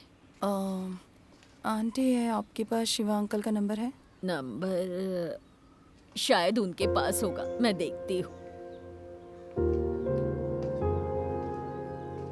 नेक्रोफोबिया मतलब मौत या मौत से संबंधित अंतिम यात्रा, जैसे कि किसी समाधि या चिता या लाश को देखकर अचानक आपके अंदर पैदा होने वाला एक प्रकार का डर, किसी भी साधारण घटना को देखकर घबरा जाना, ये सब इसी फोबिया के लक्षण हैं। अगर लकी ये सब देखता है तो वो अक्सर बेहोश हो जाता है, उसे सांस लेने में परेशानी होती है और पैनिक अटैक्स आते हैं। ये फोबिया कोई नॉर्मल फोबिया नहीं है, इट्स कॉम्प्लिकेटेड। इस डर को दिमाग से बाहर निकालने के लिए आजकल कई ट्रीटमेंट्स अवेलेबल हैं। इसी डर को बाहर निकालने के लिए मैंने उसे आर्ट की तरफ डाइवर्ट कर दिया था। उसे ड्राइंग करना बहुत पसंद था। कई मरीज इससे ठीक हो चुके हैं। कला इंसानी दिमाग को बदलने की बेस्ट थेरेपी है, दैट्स साइंटिफिकली प्रूवन। लकी के केस में हमने ऐसे ही किया। उसकी मम्मी की मौत के बाद हमें लगा कि वो ठीक हो जाएगा। असल में वो सिर्फ नेक्रोफोबिया का ही शिकार नहीं है, वो टेनेटोफोबिया से भी जूझ रहा है। It's called death anxiety. अपनी मॉम की मौत देखकर लकी के दिमाग में ये डर बहुत बुरी तरह से समा गया है, और ये कंडीशन ऐसी भी नहीं है कि ठीक ना हो, but it will take time. तुम्हारे अंदर का डर देखकर मैं भी काफी घबरा गई थी लकी। मैं उम्मीद कर रही थी कि तुम जल्दी ठीक हो जाओ। लकी, आज तुमने जो भी किया ना, वो सच में बहुत डरावना था। जो सीक्रेट्स मैं अपनी मॉम से शेयर नहीं करती वो तुमसे किए, और वो तुम सबको बता रहे हो। ए, तुम जाकर गाड़ी ले आओ, मैं यहीं पर रुकती हूँ। मैंने यहीं पास में ही पार्क किया है, चलो चलते हैं ना। मैंने वहाँ पार्क करने से मना किया था ना, वहाँ कोई और गाड़ी नहीं थी। हाँ, मैं इतना भी अमीर आदमी नहीं हूँ कि मैं तुम्हें फिल्म भी दिखाऊं और पार्किंग के पैसे भी दूं। यहीं पास में ही पार्क किया है, चलो चलते हैं ना, क्या दिक्कत है तुम्हें? 5 रुपए के लिए इतनी बहस? 10 फिल्में देखेंगे तो 50 रुपए हो जाएंगे। पर अभी तो एक ही फिल्म देखी ना, बाकी की बाद में देखेंगे। देखो मैं अब और नहीं चल सकती, मुझे बहुत भूख लगी। तुम्हें भूख लगी है ना? हाँ। चलो। कहाँ? मेरे पास एक अच्छा आइडिया है। हाँ। खाना खाने का। आ जाओ। लेकिन क्या कर रहे हो, ये कैसी जगह है? हाँ चलो बैठो ना। ये तो मुझे कोई शादी की पार्टी लगती है। मुझे नहीं पता है कि यहाँ क्या हो रहा है, मुझे भूख लगती है तो मैं यहाँ खाना खाने आ जाता हूँ। फ्री में खाना मिलता है, वो भी कमाल का। अच्छा। खाना खाओ और हंसते हुए निकल जाओ। लकी कुछ प्रॉब्लम हो कुछ गई नहीं तो? होगा, मैं खाना लेके आता हूँ। 2 प्लेट देना। ये लो खाओ। इसके साथ कुछ फ्राई चीजें नहीं है क्या? यहाँ हम अपनी पसंद का नहीं खा सकते, जो मिल जाए वो चुपचाप खा लो।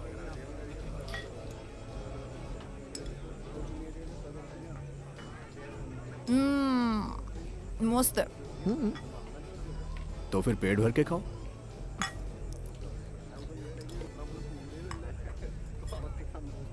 लकी मामा सामने खड़े हैं।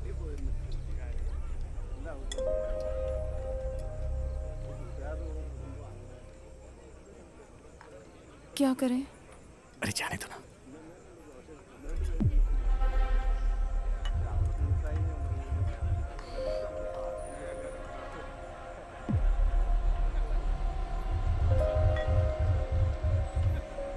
लकी वो इसी तरफ आ रहे हैं।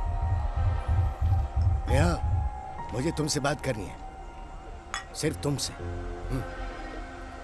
कोई बात नहीं, मैं बात करके आती हूँ।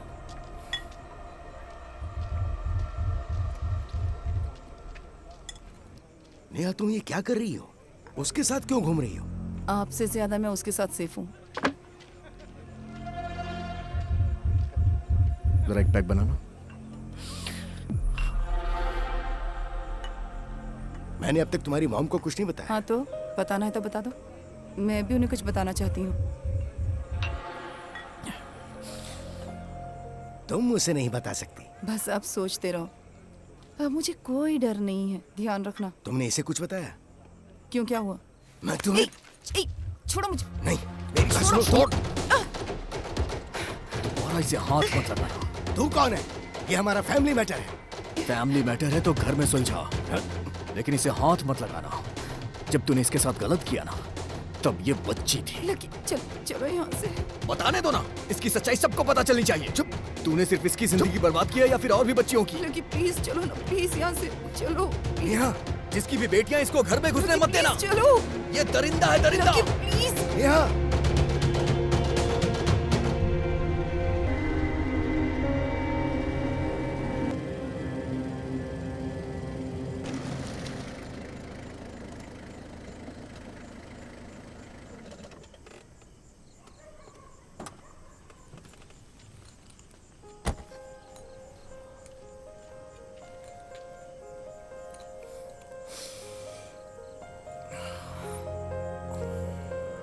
लकी एक बात समझ लो, हर इंसान तुम्हारी तरह एक खुली किताब नहीं होता।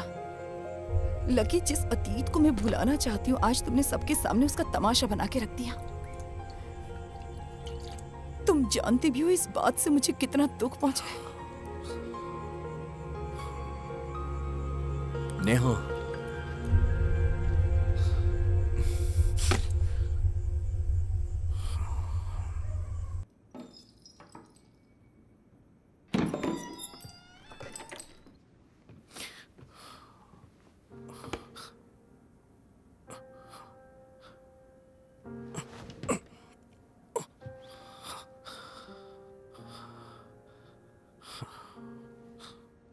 इतना सब हो जाने के बाद मैं उसके साथ कैसे नॉर्मली बिहेव करूं, समझ नहीं आया। मैंने जो कहा वो गलत नहीं कहा। सब कुछ तुम अच्छी तरह से जानती हो, उसके बाद भी कह रही हो कि मैं उसके साथ नॉर्मली बिहेव करूं। ऐसा कैसे हो सकता है? आज अगर तुम मुझे वहां से लेके नहीं आती तो उसको मैं वहीं सबके सामने मारता। उसकी सच्चाई जानने के बाद मुझे फर्क नहीं पड़ता है कि लोग मेरे बारे में क्या सोचेंगे, और मैं इसकी परवाह भी नहीं करता। तुमने देखा ना तुम्हारे साथ उसने क्या किया, लेकिन जब मैंने वो सब देखा तो मुझसे रहा नहीं गया। उसकी हिम्मत कैसे हुई तुम्हें हाथ लगाने की? वो क्या कोई भी तुम्हें मेरे सामने हाथ नहीं लगा सकता है? मैं उसके हाथ तोड़ दूंगा।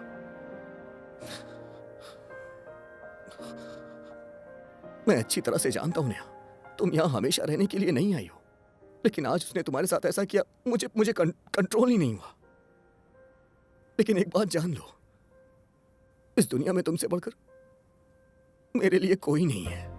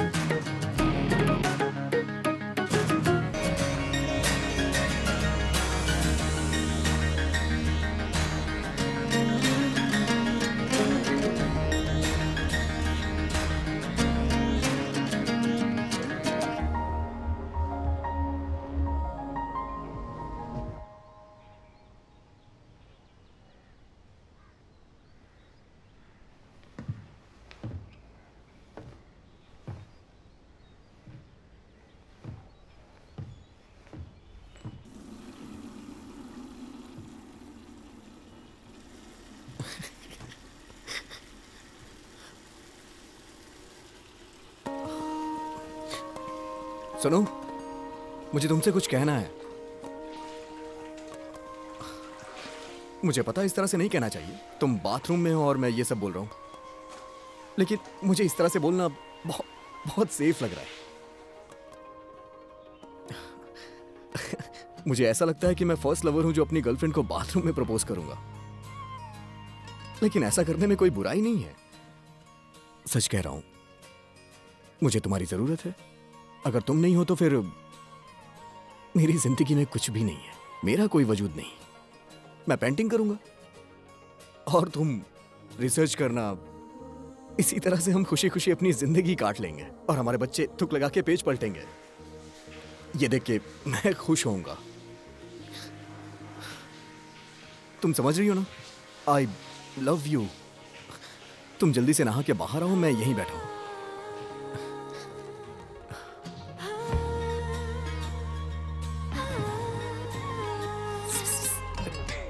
तुम्हें कम से कम आंटी की उम्र के बारे में तो सोचना चाहिए था ना। पता नहीं वो बेचारी क्या सोचेंगी।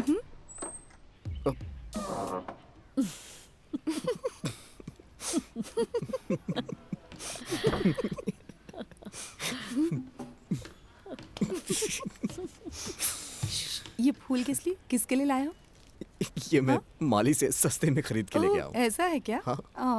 चाहिए मुझे तुम्हें? नहीं चाहिए। अरे लो ना। रहने दो, जाओ। लो ना। नहीं चाहिए। तुम्हें पसंद है ना ये? तो ये फूल प्रपोज करने के लिए ले आए हो? हाँ। हाँ? हम शादी कर लें क्या? जरूरी है क्या? मुझे तो जरूरत नहीं है, लेकिन दुनिया वालों के लिए। हाँ।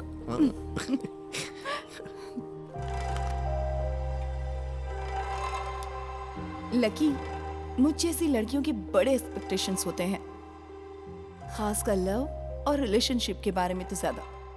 जैसी मैंने उम्मीद की थी, तुम्हारा प्रपोजल उतना अच्छा नहीं था। अच्छा होता अगर उसमें कुछ एक्साइटमेंट और ड्रामा होता। ये थोड़ा और रोमांटिक और ठीक से हो सकता था।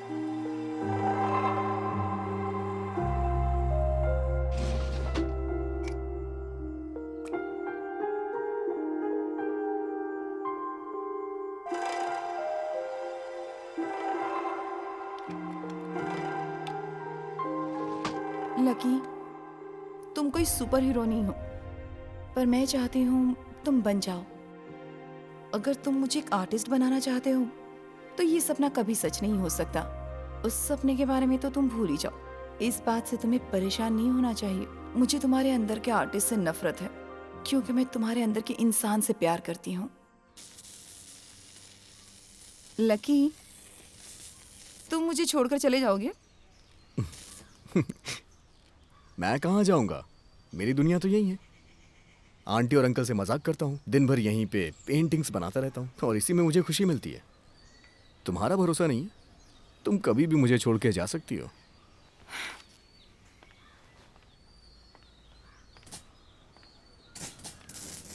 पर मैं कहाँ जा सकती हूँ?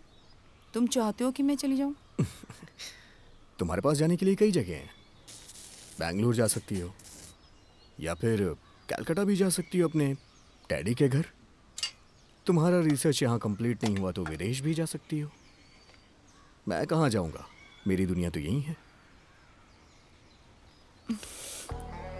पर मैं सिर्फ तुम्हारे साथ ही खुद को सेफ फील करती हूँ और कहीं नहीं। मुझे लगता है पूरी प्लानिंग करके प्यार किया है मुझसे। नहीं, बिल्कुल नहीं, ऐसी तो कोई बात नहीं है लकी। प्लानिंग करके तो किसी से प्यार नहीं होता। प्यार कब हो जाता है ये हमें पता ही नहीं चलता। पर तुम्हारा काम देखकर मुझे ऐसे लगा था कि हाँ, हमारे बीच ऐसा कुछ हो सकता है। और देखा, मेरी इंट्यूशन हमेशा सच होती है। जैसे ही तुम मुझे प्रपोज करने के लिए आए, मैं पहले से ही तुम्हें हाँ कहने के लिए तैयार थी। ऐसा है क्या? हाँ। सच कह रही हो? जरा एक मिनट रुकना। क्या? कहाँ जा रहे हो? रुको तो।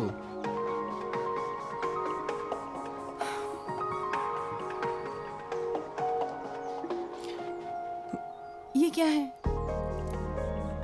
हाँ? ये मेरी माँ का है। वो ये चाहती थी कि मैं इसे हमेशा अपने साथ रखूं, क्योंकि ये लकी है।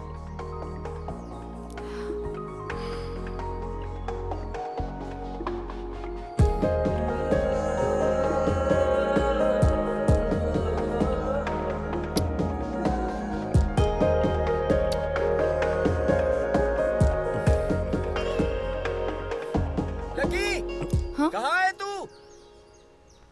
बाहर आना। हाँ, क्या हुआ मास्टर? हाँ।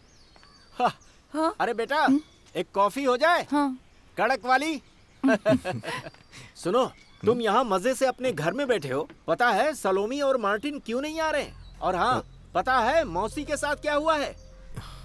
क्या हुआ मास्टर? हाँ, अब तुम्हारे आसपास क्या हो रहा है ये बताने के लिए कोई बाहर वाला आएगा। नीचे आओ, चलो आओ जल्दी। हाँ। बेवकूफ कहीं का। घर खरीदने वाले आ रहे हैं, हम बेघर हो जाएंगे। वो कोर्ट से ऑर्डर भी लेकर आए। बताओ हम कहाँ जाएंगे? तुम्हें उस कंपनी वाले और लड़कों से बात करनी चाहिए। हो सकता है सब ठीक हो जाए। पहले तो वो लोग तैयार हो गए थे, पर पता नहीं अब क्या हो गया। पता नहीं अब राजम्मा का क्या होगा। उनका पति चला गया। उन्होंने 10-12 साल उसका इंतजार किया। इस कॉलोनी में घर के अलावा उनका कुछ भी नहीं है। हे भगवान, उनकी रक्षा करना। ये सुनने के बाद उन्होंने हॉस्पिटल आने को कहा था।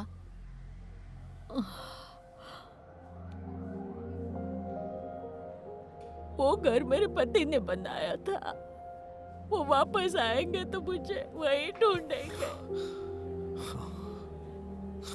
कोर्ट के ऑर्डर से कल वो लोग कॉलोनी खाली कर देंगे।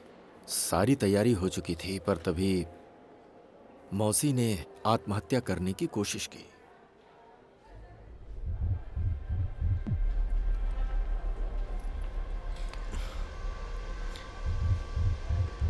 कैसे हुआ ये? हमने आवाज सुनी।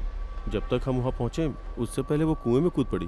हमें लगा वो बचेगी नहीं। उनके गिरते ही हम भी कुएं में कूद गए। उनके बाल थोड़े दिख रहे थे, वही पकड़ के बाहर निकाला।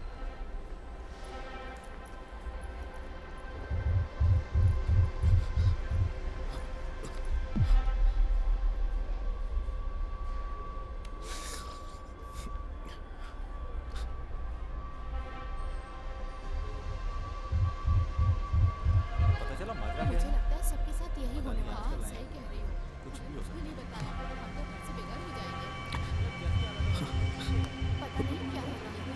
हे, देखो हम उनकी मनमानी नहीं चलने देंगे। हे। लकी, जरा सुनो, मुझे तुमसे कुछ कहना है। देखो, अगर तुम इन लोगों के लिए कुछ करना चाहते हो ना तो अपने फ्रेंड्स से कहो। तुम ऑलरेडी इतने डिस्टर्ब हो तो प्लीज हम लोग चलते हैं ना। मेरी चिंता मत करो, आई एम ओके। तुम इतना क्यों डर रही हो? तुम्हारी वजह से मैं डर रही हूँ। देखो, मैं जानती हूँ कि तुम इन लोगों के लिए बहुत कुछ करना चाहते हो, पर यहाँ रहकर भी तुम इन लोगों के लिए कुछ नहीं कर पाओगे। इस बात को तुम्हें मानना ही पड़ेगा लकी।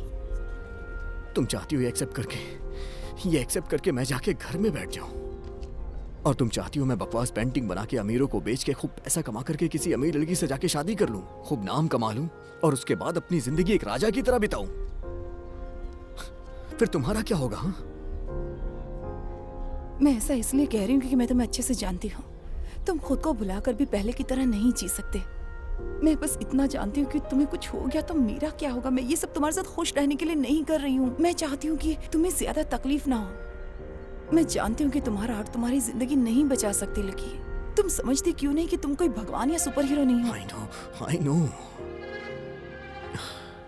जब मैं छोटा था तो शिव सर ने मेरी उंगली पकड़ के मुझे चलना सिखाया। जब मेरी माँ मुझे छोड़ के चली गई तो आंटी ने माँ का फर्ज निभाया। जो कुछ भी हूं मैं इनकी वजह से हूं। इन सब की दी हुई मेरी लाइफ है। इन सबको मैं भूल जाऊं ऐसा मुझसे हो ही नहीं सकता है। अपने बारे में सोच के मैं स्वार्थी नहीं बन सकता। तुम्हें जो ठीक लगता है वो करो, पर इस सब की जिम्मेदार सिर्फ तुम रहोगे और तुम्हारी रिस्पॉन्सिबिलिटी मेरी है लकी। मैं तुम्हें हमेशा प्रोटेक्ट करूंगी, तुम्हें कुछ नहीं होने दूंगी, और मैं तुम्हें अकेले कहीं नहीं जाने दूंगी। तुम जहाँ जाओगी मैं तुम्हारे साथ चलूंगी। पता है मुझे। इन सब के पास सिर्फ एक दिन है, और इनके लिए हम कुछ कर सकें उसके लिए हमारे पास एक रात।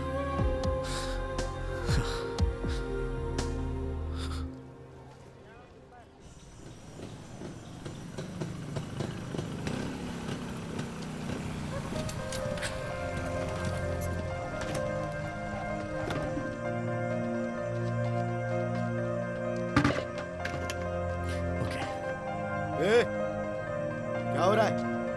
कौन हो तुम लोग? अरे भाई जरा इधर आओ। इसलिए अरे आओ बताओ। चलो लकी।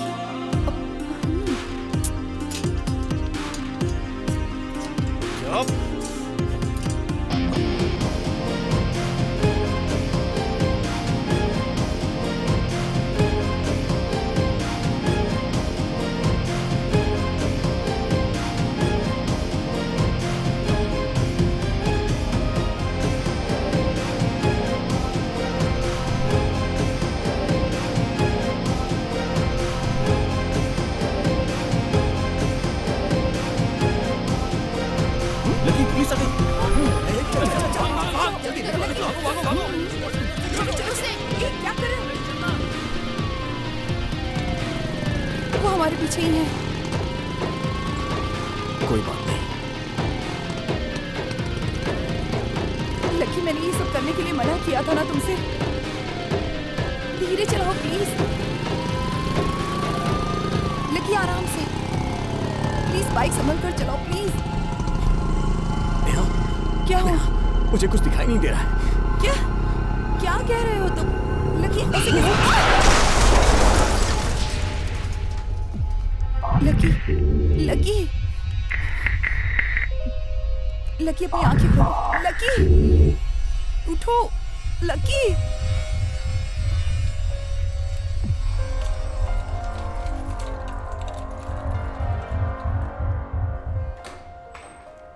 ये सारे टेस्ट लैब में भेज दो। Okay sir. अभी उसे होश आ गया है, घबराने की बात नहीं है, बस माइनर इंजरीज हैं। वैसे हुआ क्या था?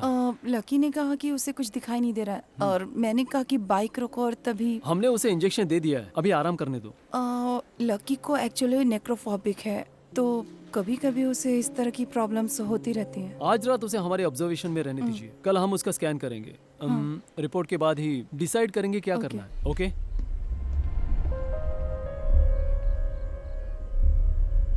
लकी, ये हर चैनल पर एक ही न्यूज़ स्क्रॉल हो रही है। उन लोगों ने बात करने के लिए बुलाया होगा ही नहीं। पता नहीं क्या चल रहा होगा कॉलोनी में। कल मेरा फोन स्विच ऑफ हो गया था, फिर मैं कहीं नहीं गई। रूम में सोने से थकान होती है यार, और बाहर ठंड होती है और आवाजें आती हैं। मेरा सर दर्द से फट रहा है। वो लोग यहाँ ज़्यादा देर रुकने नहीं देंगे। देखो, अगर तुम रिलैक्स करना चाहते हो तो फिर मैं तुम्हें घर छोड़ दूँ। हम उन्हें बिना बताए वहां से निकल जाएं। क्यों? कल दोपहर तक की तो बात है, फिर हम लोग निकल जाएंगे।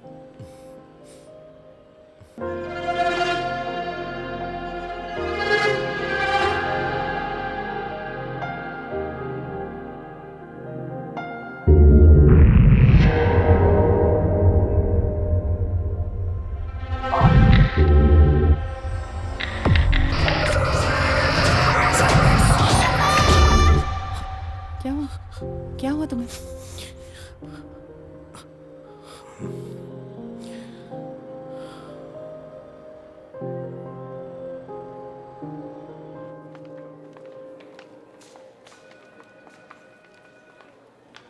लकी की स्कैन रिपोर्ट्स आ गई? रिपोर्ट अभी नहीं आई मैम, आप डॉक्टर से मिल लीजिएगा।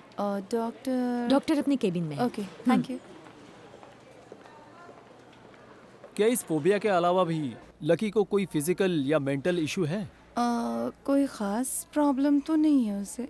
उसे तो एक्सरसाइज करना भी पसंद है, जैसे साइकिलिंग, जॉगिंग। मतलब वो फिजिकली तो काफ़ी फिट है। Do you find any symptoms of migraine? इसके अलावा मेमोरी लॉस ऐसा कुछ महसूस किया? इस फोबिक अटैक के वक्त उसके सामने अंधेरा छा जाता है, पर इसके अलावा तो कोई प्रॉब्लम नहीं है। ये है डॉक्टर सुदर्शन, हमारे हॉस्पिटल के सीनियर डॉक्टर्स में से हैं। पेशेंट का नाम देखकर ही इन्हें पता चल गया था। लकी की माँ का इलाज भी इन्होंने किया था। We found something in scan. Second opinion के लिए ही डॉक्टर सुदर्शन को बुलाया है। क्या हुआ डॉक्टर? क्या पता चला आपको? लकी, तुमने मुझे खुद से दूर क्यों किया? तुम्हें पता है ना, मैं तुम्हारे बिना नहीं जी सकती। तुम जी पाओगे? तुमने कहा था हम साथ बारिश में भीगेंगे, और अब तुमने मुझे बारिश में अकेले छोड़ दिया। आज 10 दिन हो चुके हैं। मैंने कई बार सोचा कि वहां हूं, पर सोचा कि अगर तुमने अपने घर के दरवाजे मेरे लिए बंद कर दिए तो मैं उसी पल मर जाऊंगी। तुम यहाँ हो, मुझे तुम्हें गले लगाना है। मैं तुम्हें अपने दिल के करीब रखना चाहती हूँ। मैं तुम्हें बहुत प्यार करना चाहती हूँ। मुझे पता है तुम आओगे। I'll be waiting, missing you like hell, Neha.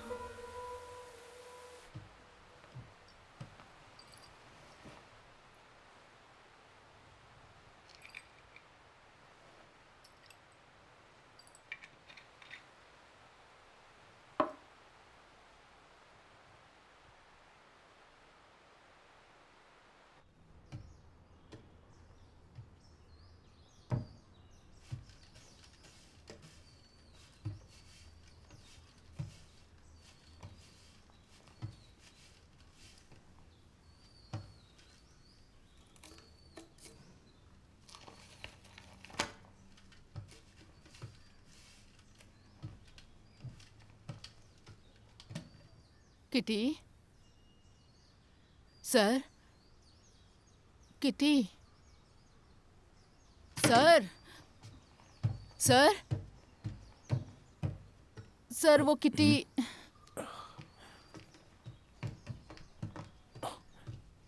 Kitty, Kitty, Kitty, Kitty, kitty.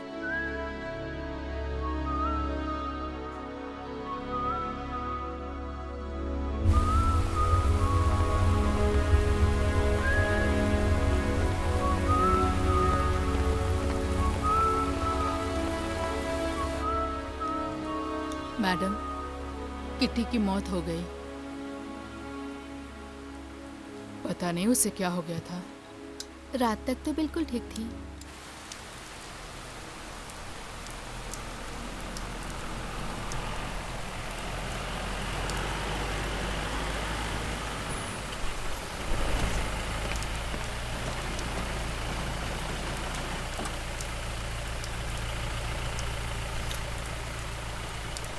पहले जरा फातिमा हॉस्पिटल चलना। जी सर। वहाँ पर कोई डॉक्टर फ्रांसिस हैं, हमें उनसे मिलना है। Okay sir. तुमने मेरा मैसेज पढ़ा था क्या? हाँ पढ़ा। ओके, तो उस बैंड का पता चला? सर मैंने उन्हें कांटेक्ट किया था। उन्होंने बताया कि वो लोग अपना टूर कैंसिल करके वापस आ रहे हैं। वो लोग जल्द ही आ जाएंगे। मैंने उन्हें कांटेक्ट करने को कहा है। ऐसा लग रहा है आप रात भर डायरी पढ़ते रहे। पूरी पढ़ ली।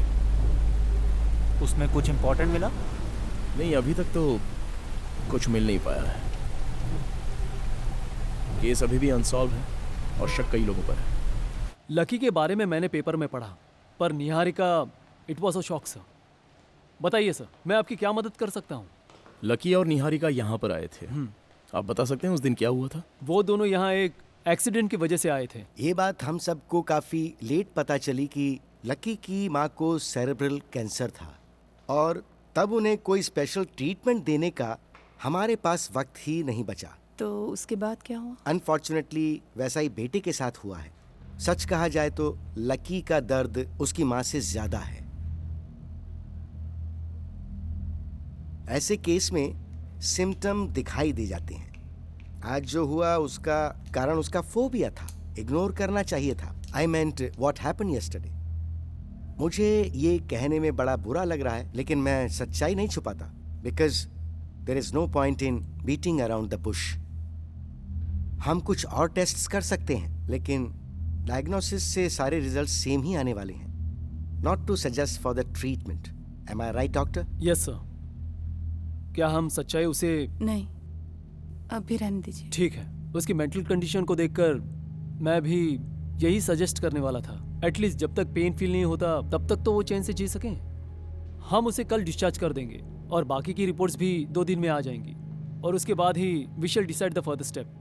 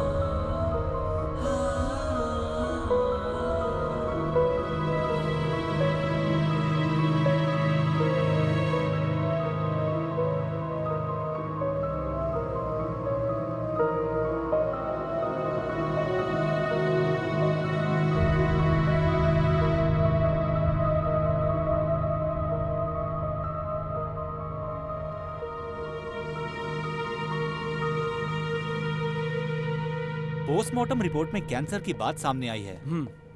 उसके बाद लकी और निहारिका यहाँ वापस आए थे? लकी उसके बाद कभी नहीं आया। निहारिका 2-3 बार वो लकी की रिपोर्ट्स लेने आई थी, पर एक बार लकी का एक दोस्त उसे ढूंढने यहाँ आया था। डॉक्टर सुदर्शन उसे जानते थे। हमने उसे लकी के बारे में सब बताया था।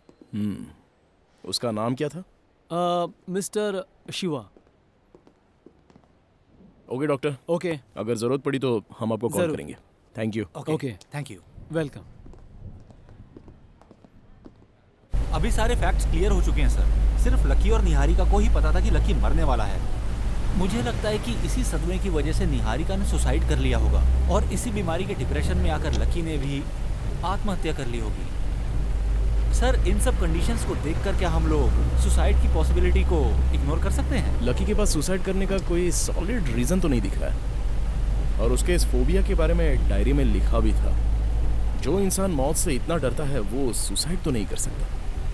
नहीं, मुझे लगता है हम कुछ पॉइंट मिस कर रहे हैं। क्या है ना सर, अगर हम उस जेपी को 2-4 डंडे लगाते हैं तो वो पक्का कुछ ना कुछ बताएगा। अरे भाई, उसने सिर्फ निहारिका के साथ गलत किया, बाकी उसके खिलाफ और कोई केस नहीं बनता है। और उसे रेपिस्ट बताकर हम उसे कस्टडी में तो बिल्कुल नहीं ले सकते, क्योंकि समाज में उसका रुतबा अच्छा है। तो बेहतर है हम थोड़ा वेट कर लेते हैं। ओके लकी, तुम मुझे यहाँ से क्यों भेज रहे हो? तुम्हें पता है मैं तुम्हारे बिना नहीं जी सकती। तुम जी पाओगे?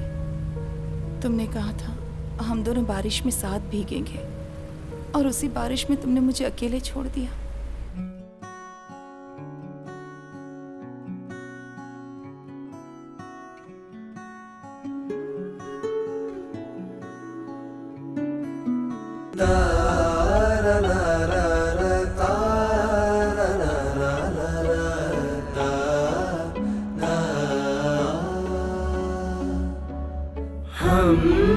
रहे या ना रहे, पर प्यार अपना रहे जिंदा। सर चाय। हाँ। कुछ खाने के लिए लाऊं सर? नहीं नहीं बस। हाँ। अच्छा, शिवा के बारे में तुम्हें कोई बात पता है? हाँ, क्या? मैंने उसकी इंक्वायरी की थी। हाँ। लगता है वो निहारिका और लकी की मौत से पहले ही किसी यात्रा पर निकल गया था। हमने उसे कांटेक्ट किया था पर वो नॉट रीचेबल था। ऐसा पता चला कि वो यात्रा पर अक्सर जाता रहता है।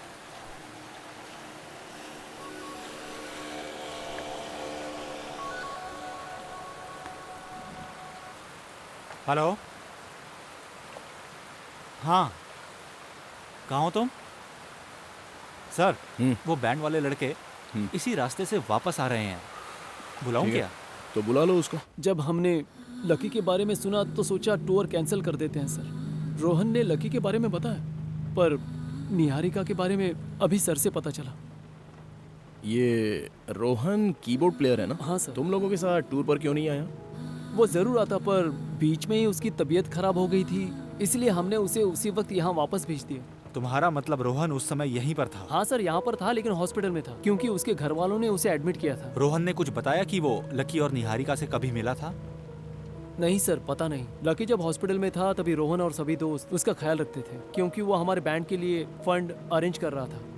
पर पता नहीं क्यों हॉस्पिटल से आने के बाद लकी फिर कभी प्रैक्टिस में नहीं आया। असल में रोहन का निहारिका से परिचय नहीं था, इसलिए रोहन का उससे मिलने का कोई सवाल ही नहीं उठता सर। ठीक है, जाओ अपना काम करो। हाँ, और लकी की बॉडी लेने अब तक कोई आया नहीं है, तो अगर तुम लोगों को कोई क्लेम करना हो तो आलोक को कांटेक्ट कर लेना।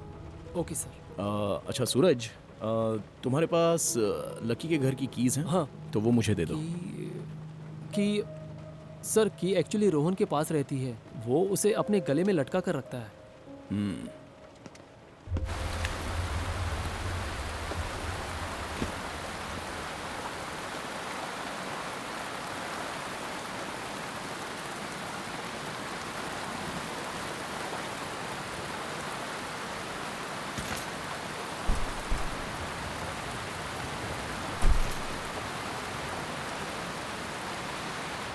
सर, आपको नहीं लगता कि हमें इन पर थोड़ा सा और प्रेशर बनाना चाहिए? नहीं, उसका तो कोई फायदा नहीं होगा। और वैसे भी मुझे क्राइम का कोई खास मोटिव नजर नहीं आ रहा है। और ये जो निहारिका की आत्महत्या और लकी की मौत में जहर का सेम होना, जब हम इसके पीछे की वजह पता लगा लेंगे तो सब कुछ क्लियर हो जाएगा। मेरे ख्याल से इसके पीछे वही शख्स हो सकता है जो दोनों जगहों पर जा सकता था, दोनों के बहुत ही करीब था और जो दोनों की पूरी डिटेल्स रखता था। जिसकी वजह से मेरी भांजी ने सुसाइड किया। उस बदमाश के बारे में आप मुझसे सवाल करने आए हैं? ए, आलोक, आइंदा मेरे सामने निहारिका को अपनी बेटी या भांजी मत कहना, समझे? उसने अपनी डायरी में तुम्हारे बारे में सब बता दिया है। हम उसकी पूरी डायरी पढ़कर ही आए हैं। कोई हैवानी ऐसी घिनौनी हरकत कर सकता है? तुझे डूब मरना चाहिए। तेरी तो आलोक, बस हो गया।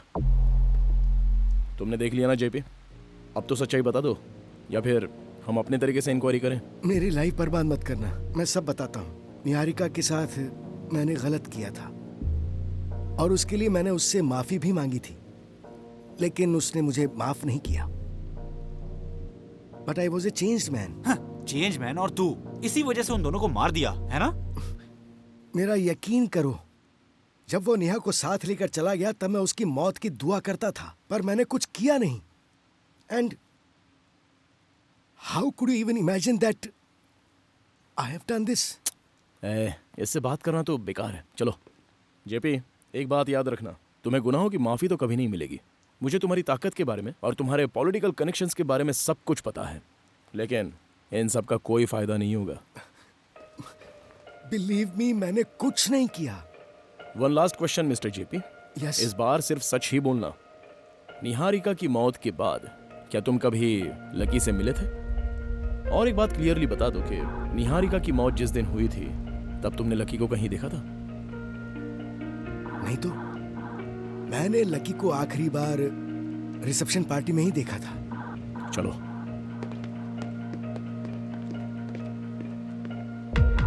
उसे मारना चाहिए था सर। अभी वो समय नहीं आया।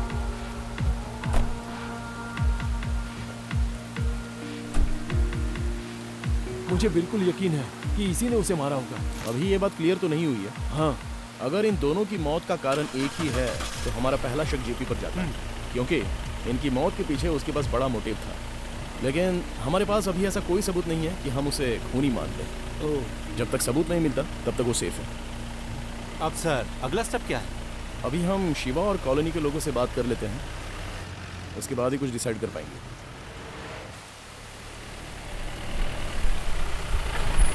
ठीक है, ओके ओके, अभी मैं चलता हूँ। Good night.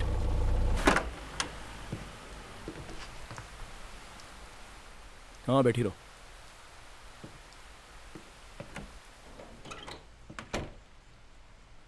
उस कमरे में अकेले बैठे बैठे बोर हो रही थी, इसलिए यहाँ चली आई। आज जानकी भी काम पे नहीं आई तो अजीब सा लग रहा था। मैं आपके लिए चाय बनाकर लाती हूँ। जरूरत नहीं है, तुम बैठी रहो।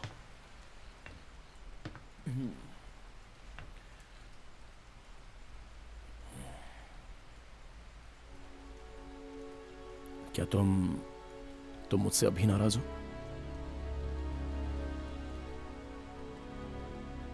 मुझे नहीं पता अकबर।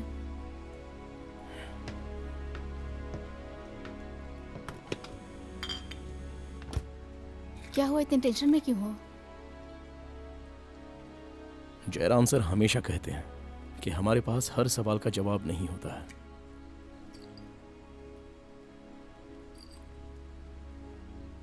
एक पुलिस वाले के लिए इस तरह की बातें करना शोभा नहीं देता।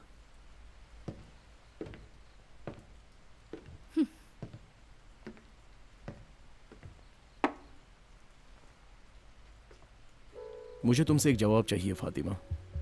तुमने वो आर्टिस्ट लकी की मौत के बारे में तो सुना होगा ना? हाँ, मैंने पढ़ा था। पिछले 3 महीनों से निहारिका नाम की एक लड़की उसके साथ रहती थी।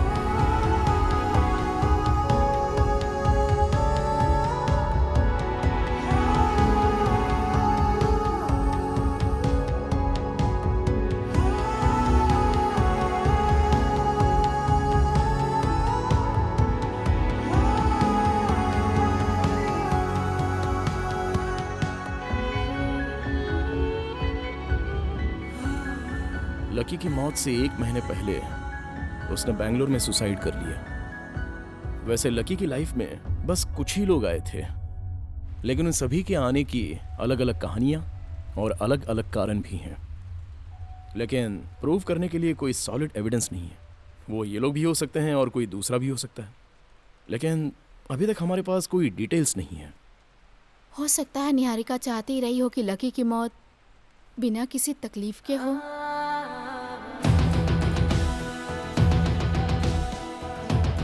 उसके बारे में सुन के लगता है निहारिका स्ट्रांग रही होगी। वो कभी नहीं चाहेगी कि लकी की मौत किसी फोबिया या बीमारी से हो। ग्राउंड में एक आदमी ने पेड़ से लटक कर जान दे दी। मैं उसे देखकर परेशान हो गया। वहाँ बहुत लोग भी इकट्ठा थे। मुझे बहुत घबराहट हो रही है। असल में वो सिर्फ नेक्रोफोबिया का ही शिकार नहीं है, वो टेनेटोफोबिया से भी जूझ रहा है। इट्स कॉल्ड डेथ एंग्जाइटी, मौत का खौफ।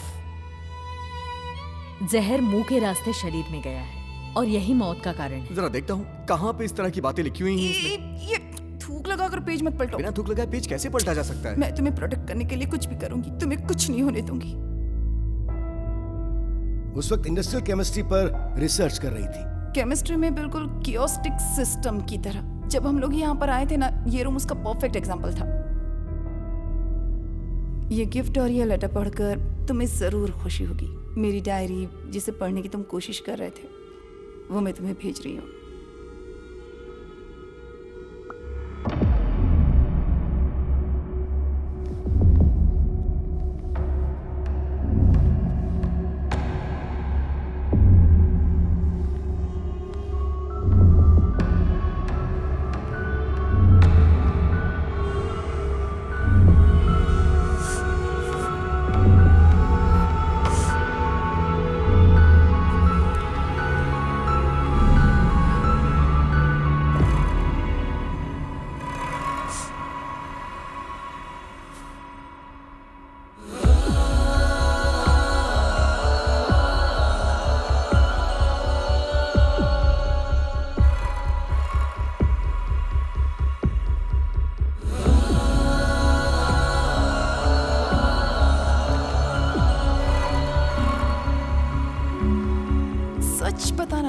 तुम्हारे कितने चेहरे हैं? तुम्हारा गुस्से वाला चेहरा तब देखा था जब हम पहली बार मिले थे, बाद में तुम सीरियस हो गए और अब पूरी पिक्चर ही बदल चुकी है।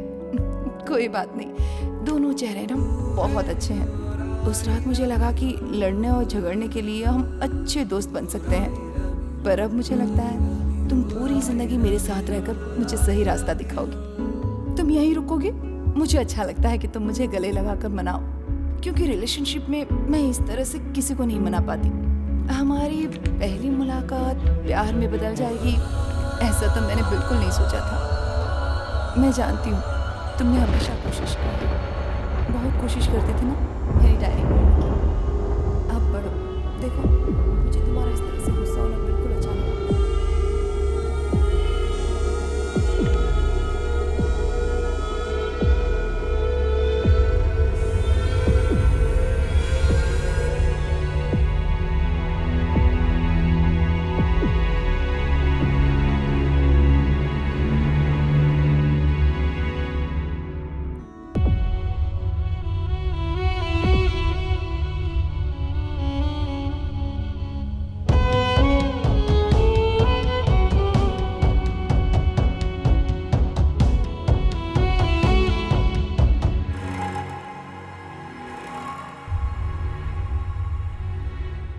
ये मार्केट में मिलने वाला कोई कॉमन पॉइजन नहीं है, उसने खुद लैब में तैयार किया था और डायरी के हर पन्ने पर वो जहर लगाया था, खास करके आखिर के 3 पन्नों पर।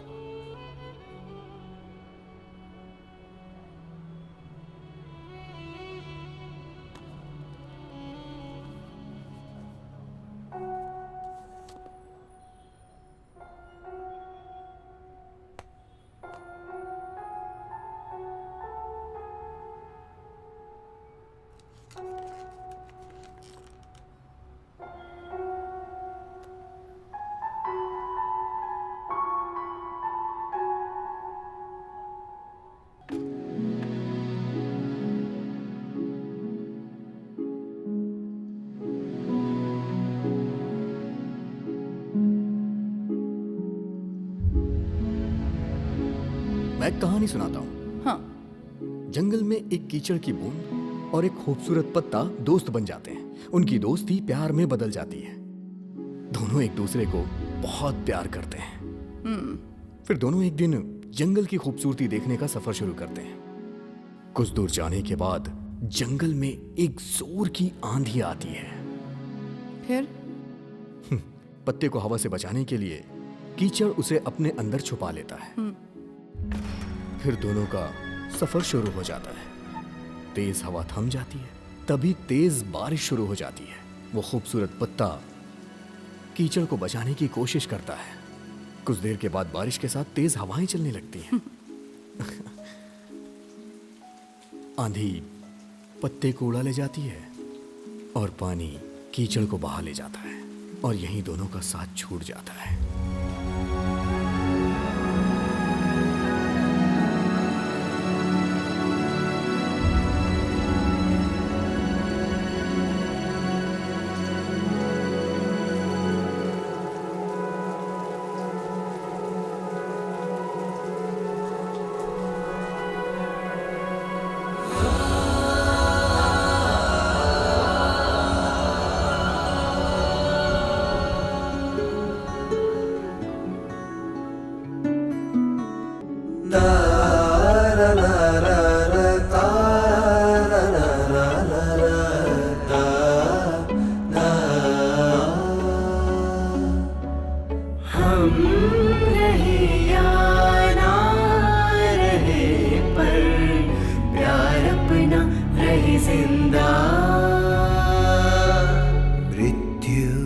कर सकती कभी नहीं हमको जुदा।